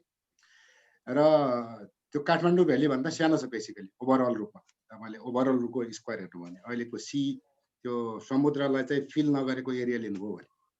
त्यही भएर अर्बन सिटीमा रोक्नुपर्छ भन्ने नीतिको चाहिँ म विरोधी हो व्यक्तिगत रूपमा। किनभने अर्बन सोसाइटीमा अथवा अर्बन एरियामा धेरै जसो एक्सेस छ, धेरै जसो फेसिलिटिजहरू छ, धेरै जसो अपर्च्युनिटीहरू छ। त्यही भएर मान्छे इन्फ्लुएन्स हुने हो, के अरे इन्फ्लुक्स हुने हो, माइग्रेट हुने हो। तपाईँले मान्छेलाई रोक्न सक्नुहुन्न एउटा पाटो। र त्यही भएर चाहिँ हामीले हाम्रो म्याक्सिमम टार्गेट कति हो भन्नुभन्दा पनि हामीले चाहिँ जो अहिले फेडरल स्टेट कन्सेप्ट ल्याएको छ राज्यले त्यो डिसेन्ट्रलाइज अपर्च्युनिटीहरूलाई चाहिँ क्रिएट गर्नु पर्यो, त्यतै रोक्नु पर्यो। तँलाई आउन दिँदैन भन्ने होइन कि राज्यले यहाँभन्दा बढी तिमीसँगै छ किन आउँछौ त भन्ने चाहिँ राज्यले भन्न सक्नु एउटा पार्ट त्यो। त्यही भएर डु यु थिङ्क तपाईँको 2020 को रिपोर्ट हेर्नु हो भने 79% अफ जब अपर्च्युनिटी आर इन काठमाडौँ। तपाईँको एनजिओ आइएनजिओ सेक्टर हेर्नुभयो भने त अलमोस्ट यहीँ मात्रै गर्छन्, बाहिर छँदै छैन। यहाँबाट भर्ना गरेर पठाउने भने मान्छे किन काठमाडौँ आउँदैन भाइ? एउटा पाटो त्यो त्यसरी हेर्नु पर्यो प्लानरले।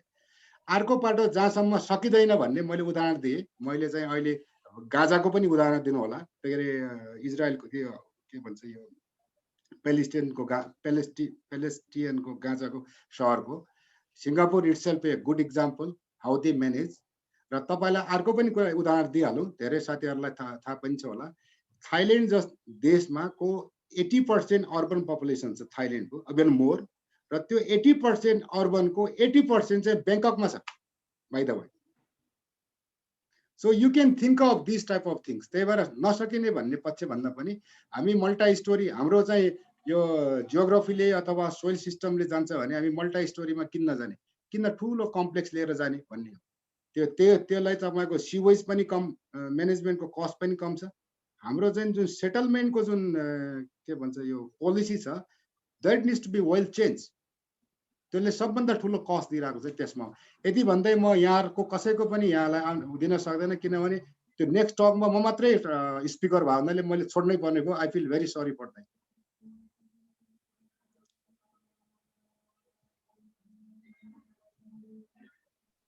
Thank you so much, sir, for being with us today. अब अरूलाई पनि यो क्वेसनमा केही भन्न मन छ भने त the space is open, so yeah, you can use speakers. So I can see lots of participants are raising their hands here.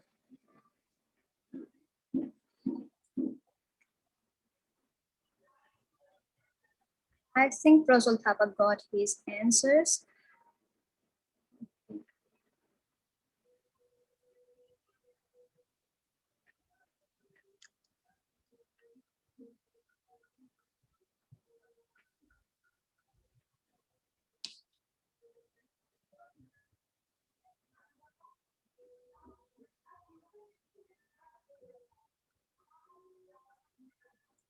Let me go through the Ananya ji, questions from maybe the I can chat take box. one question. The question was to the Sure. organizer. So I'll take one question from Jonas Parby, and the question is like this: would be good if you can share if you have worked with municipalities in the valley to apply green infrastructure approach. Well, for now, in our first phase, we had some. We applied for Kathmandu Metropolitan City Mayor Fellowship Research Grant, and luckily I was able to, I from this team was able to get that opportunity, and we studied our first approach on blue infrastructure mapping of the Kathmandu Metropolitan City. So definitely KMC is also showing some interest towards the collaborations and working with the team. So I think on the days like there are several studies from the KVDA and other organization who have been promoting this blue and green infrastructure. And an interesting initiation I would like to share upon is Kathmandu Metropolitan City has also launched a campaign named Recharge Kathmandu campaign. So yeah, things are going there are so many things planned for, but the problem is the implementation part. I think through this platform we'll be able to contribute onto that, and also through the different engagements with the different types of stakeholders, that is possible. So I would like to address this onto that question. Thank you.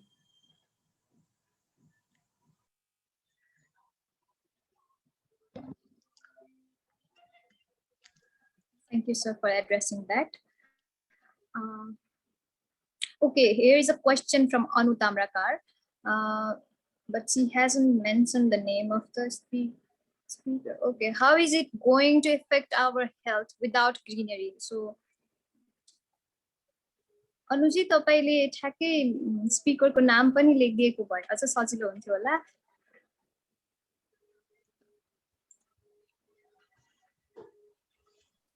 अथवा आफै प्रश्न गरे हुन्छ।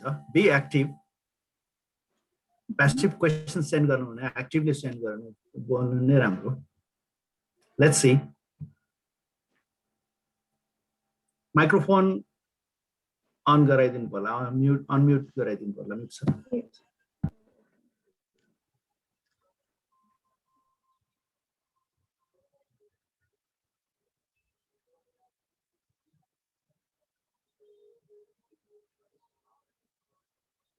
Tanushree, could you please unmute? Yeah, thank you. Yes, can you guys hear me? Yeah, I can hear you. Okay, perfect.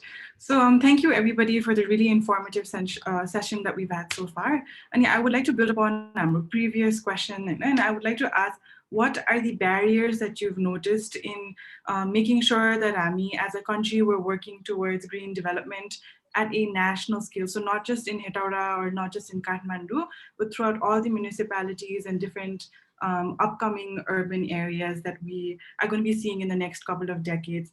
And in these barriers that you've noticed, what solutions do you propose, or what do you think might be the way in overcoming them?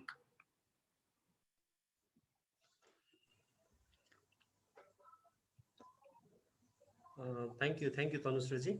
Maybe our speaker will also add up on this. So briefly, I would like to add on to this.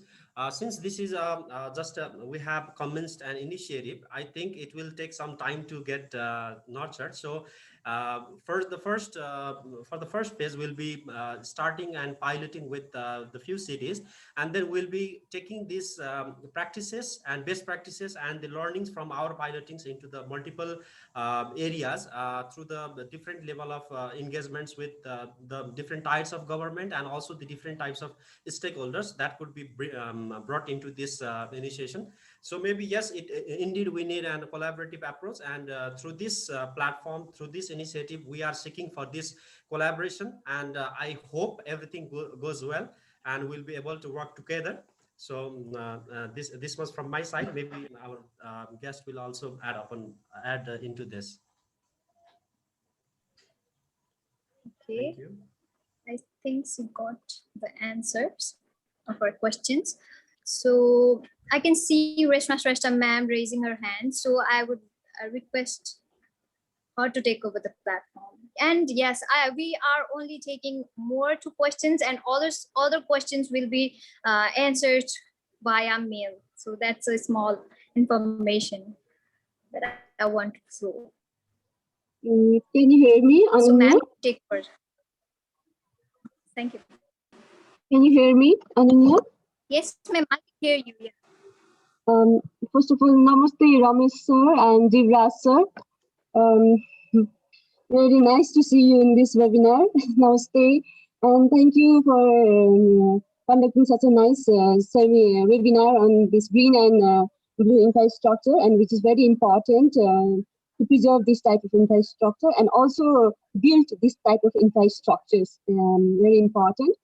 So I would like to have questions and some few remarks from my side as well, because working on this urban land use type of things, and also being the as a planner as well. First, maybe my questions direct to Suresh Gautamji.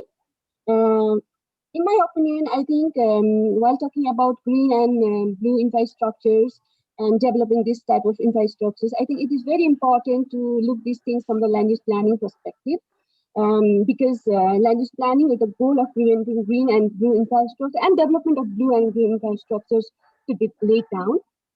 And because you can see this type of examples from the city of Copenhagen, Denmark, which we have figure plan approach for preventing these green infrastructures. Similarly, in the Netherlands, they have green heart approaches, which is also indicated to us the green infrastructure, preventing green infrastructures. So now my questions is like, I haven't got time to see all your presentations, but I know like something you are doing in this mapping of these blue infrastructures, which is in the Kathmandu, I think. So my question is, while doing so, do you think like land use planning is very important in order to prevent this type of heaties? Because there is some with Muhan, you know? There is Muhan in somewhere else, and it have some the source coming from somewhere else, and finally there is some heaties. So within this track, I think if the land use change has been changed into green infrastructures, then of course these heaties will be obstructed. So did you research from these directions as well in your study, or just a mapping, or what type, or do you think that it should be included or further research should be done, or what is your opinion in this regard, focusing on the land use planning perspective? Thank you so much for the wonderful question, ma'am. Yes, indeed, the study of land use, land cover is very much important for this kind of study.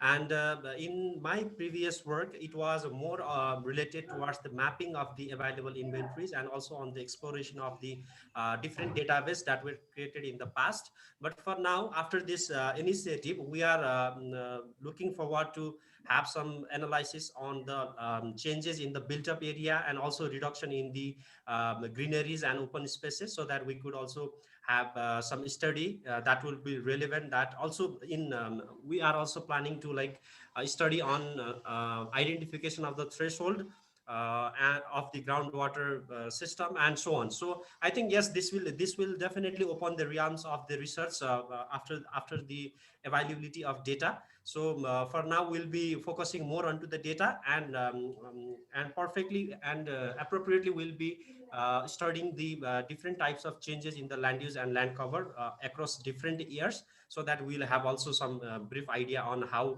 the things are changing. And regarding the source of the channels, so we are also communicating with different organizations. Like KUKL has also prepared a dynamic platform that maps the modern pipeline. So maybe we can interact and also collaborate with them in identifying how the modern pipelines are installed in the current condition, and how it has been aligning with our previous channels in the past, Rajkulos in the past. So yes, there are definitely different areas and dimensions to be explored upon. So we will take this way forward, and we look forward for your continuous support, suggestions and collaborations. Thank you, ma'am. Thank you. I think I don't have my time is many limited, but shortly I just want one remarks. I was just thinking about while looking this Bhagavati River, because the previous speaker has already indicated about the river civilization as these things, and also like comparing with the European context also, why not this Bhagavati river stream can be converted as in the transportation infrastructures, like this blue infrastructures for the transportation purpose, replacing the green infrastructure that has been built for this massive road, green infrastructures. These are the green infrastructures being converted, land use being converted massively into green infrastructure. Why not to use this blue infrastructure for the transportation is also very important, and how it can be actually designed is also one of the very important study area. I think that is also very interesting to understand, like these things as well. And my last things is like having this green infrastructure like open spaces. For example, I always used to see this open spaces, open park. One of the Ratna Park is also one of the green infrastructures. Yeah? But the thing is, how this, if we make the infrastructure, if we not make accessible to the public, general public, then I think this infrastructure would not be serving the purpose, like having healthy city, and these type of things will not actually lead towards support, fulfill the purpose. I think that is also very important. Developing the infrastructure is not big things, but having sustainable solution for that, and usability is also very important. Adopting this type of infrastructures in our society, I think that is very important. This is my general views. Okay, so thank you very much. Thank you so much, Resma ma'am. We'll definitely take into these considerations. And I think we are running short of time. Maybe Ananya-ji, could you please take over? Okay. Okay. Thank you so much, Resma ma'am.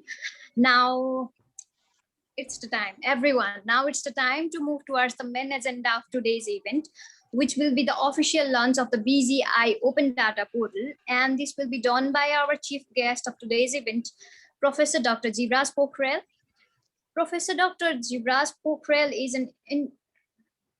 is an immediate past Vice Chancellor of Nepal Academy of Science and Technology. He has completed his Masters in Agriculture and PhD in Heritage Infrastructure Conservation from University of York in Britain.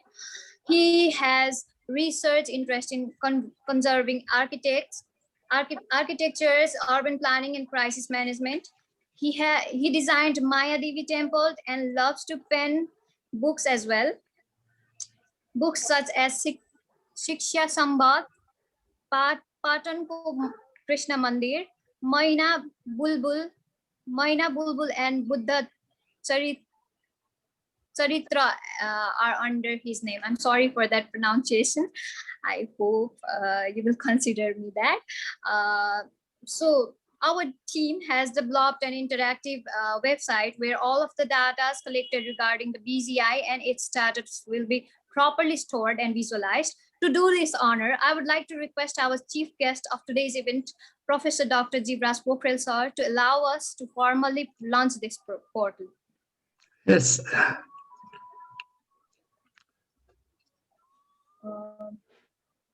Yes, you can go ahead with the launching. Yeah. Yes, you can go ahead. Yeah, you can go ahead with the launching of the site. Okay. Thank you so much, sir, for that. Okay, thank you. Can we please share the screen? Okay, we are doing it. Here it is. Maybe 𝒂𝒑 sir, could you please? Yeah, thank you. Thank you. Yes. So the data portal has two major pages, and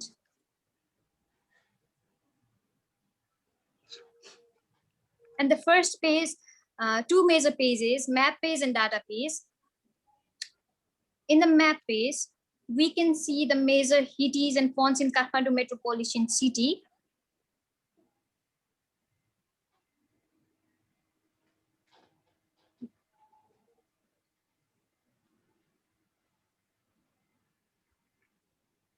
And in the second page, in the data page, we can view and download the data of cities and fonts.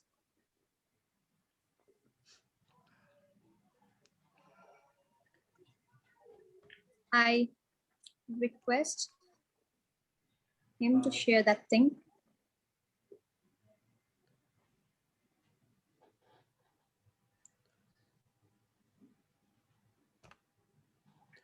Uttamji, could you please zoom into this? Yeah, I would be briefly sharing about this portal. So as you can see, there are some indications for the special locations of the HITIs that we have studied during the first phase of our Mayor's research fellowship. So when you just click onto that, you will be able to know that know the basic attributes of the HITI.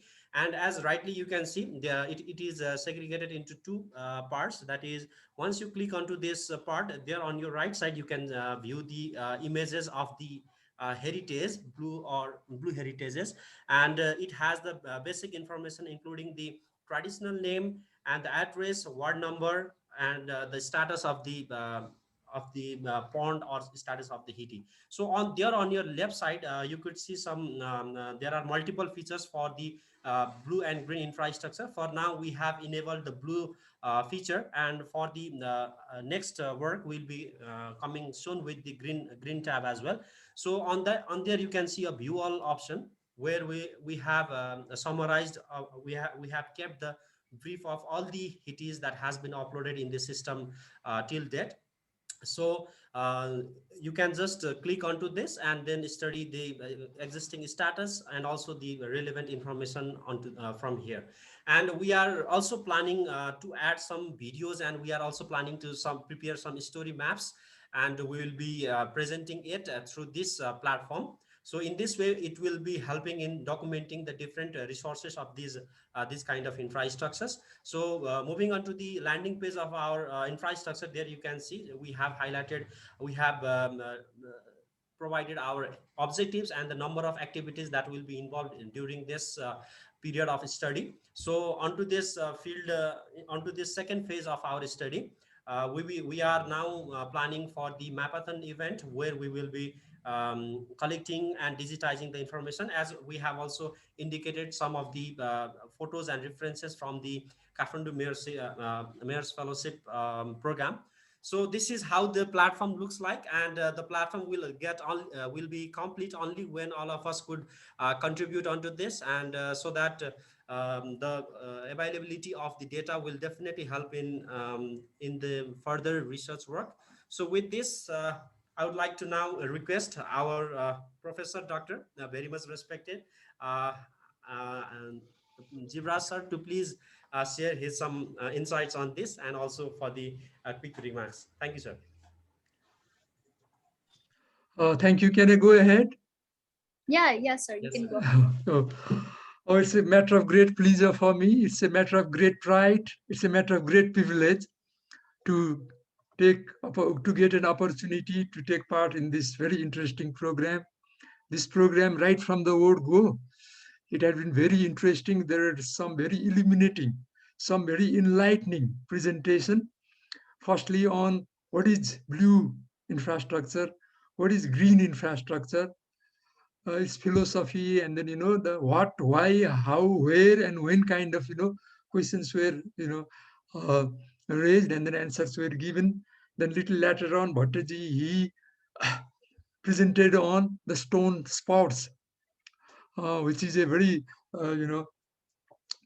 interesting area where quite a lot of study has already been made, and still a substantial study needs to be made.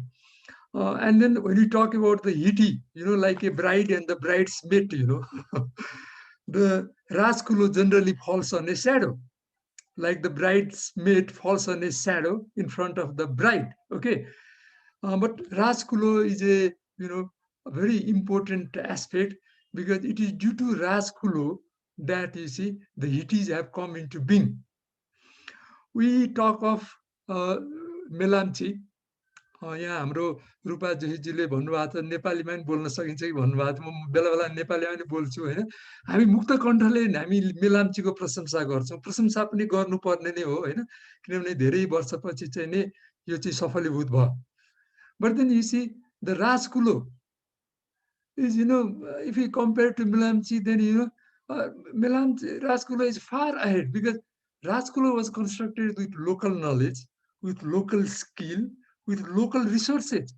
While for Melamchi, we had to take loan, we had to bring experts from outside, the contractors also we had to bring from outside. And then if you look at Melamchi, for Patan, they, tapped Lily River. And if you go to Chapagaon now, the Rajkulo is flowing in its full, capacity. It comes as far as Ring Road, but then, it was blocked from Ring Road. Probably, nobody said to the Chinese that it is a heritage and it should not be, blocked, and it should be given continuity. Otherwise, probably Chinese, they would have, made an arrangement whereby the Rajkulo would flow uninterrupted.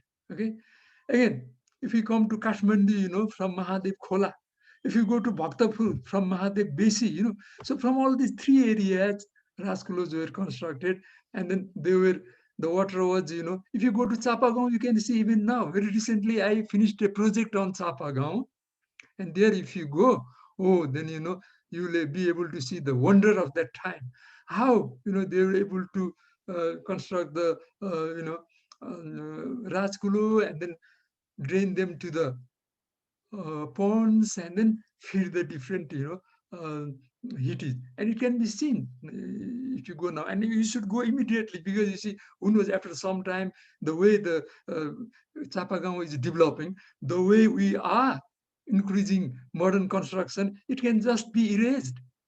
So if you want to see immediately after this Corona, or who knows when Corona will come to an end, you can, follow the discipline protocol, and then you can go and see Chapagaon. So you see Rajkulo. And then Alokji, he highlighted, he threw a lot of light. His name is itself Alok, light. So it's not natural that his presentation will be illuminating. He has done such a lot of research. And we, the elders, let's say, we take a lot of great pride, because the youngsters, they are coming up, with a lot of energy, with a lot of enthusiasm, with much dynamism, they are doing the work. So, I mean, it is something to be very pleased and to be proud of. So we have a generation to whom we can transfer, you see, this responsibility. We try to do something, a bit of that, but then we could not perform to the extent that it was, desired. It is expected, but I'm sure the younger generation, because they are armed with technology, they are, when we had to go to say Lele Khola in our time, it was very difficult, because you see, transportation would not be very easily available. We did not have a vehicle of our own, so it was very difficult. But now things have become very easy, so I think it will be better. And then, of course, the first stone spout, was in Lele, constructed in the year 505 during the time of Mandev. So the second was found in Saku, constructed in the year 538 AD during the time of Bamandev. And then the third, 570, this Manga 80 that we talk of, it was built in 570 by the grandson of the illustrious grandson Bharavi of the illustrious Mandev. And then we have so many stone spouts. And then with the stone spouts, there are other things like, Jal Drolis. They also are, very wonderful kind of monuments which have escaped attention. But with so many researchers coming now, I think they will be also addressed. Okay, so this is very important. I'm so delighted that you have made a inventory. But what I could see in the inventory is that the date of establishment and then the inscriptions that are available there, they don't seem to have been included there. Maybe it escaped my attention. But then if you see the inventory, the Kathmandu Valley, inventory, there if you see the dates of construction, the dates of renovations also are given. Alongside, you see their location, their name, those things are given. So when a new generation does something, they should refine on what has been done. So that is called innovation. So probably you have to see that. I may have been mistaken because I did not have the opportunity to go through all the inventory. So that has to be done. And there were some very interesting questions regarding what should be done. Can we block the people coming from outside? What should be done? If we look back at the history during the time of Chanakya said in the 4th century BC that when you have a city, you should have water bodies. He had said that. And that was a designing manual in Nepal during that time. Okay, we have 10 books of architecture written by Vitruvius, but that was in the West. In the East, we had only 2 documents. One, that time, the Arthashastra of Chanakya, and the other rock edicts of Ashoka. Those are the 2. Later on, we had so many other references. So there he has said that once the population of a city increases 10,000, then you have to have a new city. So new satellite cities. So Kirtipur is the satellite city of Patan. And he has said that, you see, people who come to the old city, they should be charged tax. And those who go to the new city, they should not be charged any tax. So that way he had found a way by which you can attract people in the new city. So we have to be firm in doing things. So now it has become much easier because we have local development. So when we talk about, say, green infrastructure or blue infrastructure, then we have to know about what are our international commitments, what are the commitments of the government. Based on these, you see, the local government can make a policy of its own, and youngsters like you have to support the local government, because the local government is very short of staffs. They don't have planners, they don't have architects, in all the local governments. So you should help them, and then accordingly, you see, the local government, they have to bring out a manifesto. There, all these things should be mentioned. And once they win the election, they should implement the manifesto with form hand. Democracy is not, about disorder. It is about, telling in advance regarding what you are seeking to do. And then once you get a people mandate, whatever you have promised in your manifesto has to be implemented with iron fist. We are talking about Singapore. That is what Lucan did in Singapore. Okay, so these things have to be taken, accordingly. Then there was talk of Bhagavati. If you look at Britain, in 1850, Jangabahadur made a visit to Britain, and that time, Britain used to have cholera every year, and some 800,000 people, 900,000 people used to die. And Thames River was just like a sewer. And that time, you see, there was one Joseph Bilgate. He had said that if we want to clean, Thames River, you have to put, large sewers on both sides of it, and all the, sewers should be connected to this, and then Thames River will be all right. But then nobody listened to him. Later on, you see, when people started to, lose their life because the pollution had at an all high level, then you see, then they implemented his proposal, and Thames River, it was made, it purified. Now you can go and take a dip in Thames River. Otherwise, it used to be very much polluted. Okay, so histories are there. So Bhagavati also is polluted. But, guys like you, if you study history, history is very important. History tells you, the kind of problems that had occurred and how people solve those problems. Okay, once you have a knowledge of history, then what happens, it will be easier for doing, things in a more effective manner. These kind of problems are seen in other countries also. In South Korea, there is a river called Changcheong. I know how well did I pronounce the name of that river. It has become very dirty, and the Koreans, they covered it with a concrete slab. But then later on, they realized that riverine environment, cannot be just switched out of existence. And again, they demolished everything and made it open. So other countries also, like Japan also, Kathmandu, one city was so polluted, but then now, it is one of the best cities. So, these kind of things happen. But then, for that, we have to make continuous kind of a attempt, continuous kind of a endeavor, effort has to be made. I'm so glad, I didn't want to take more time because as such much time has already been expended and you have still more important programs to follow. But I'm so delighted to be a part of your, program. I listened to all the presentations and I could see how there is a strong urge to do something.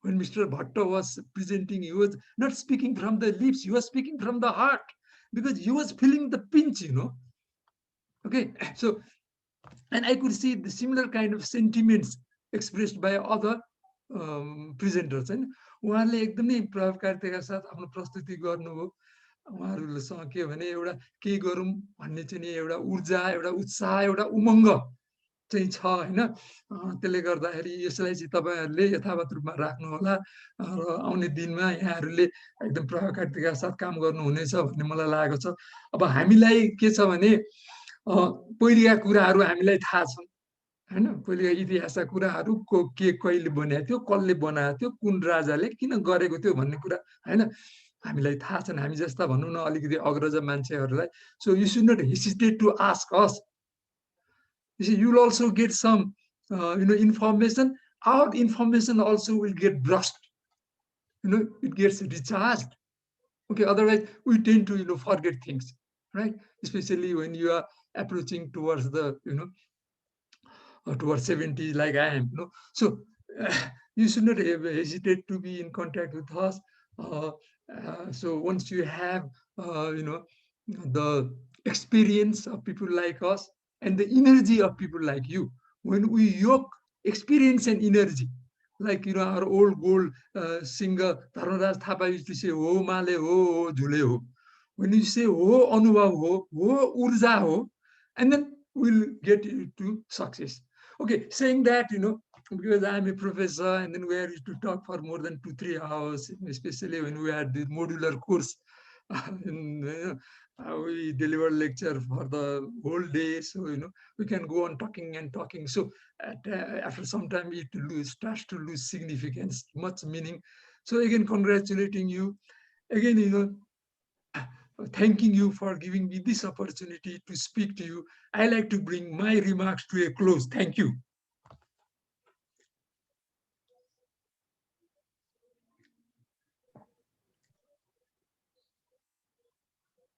Ninyaji, you are muted.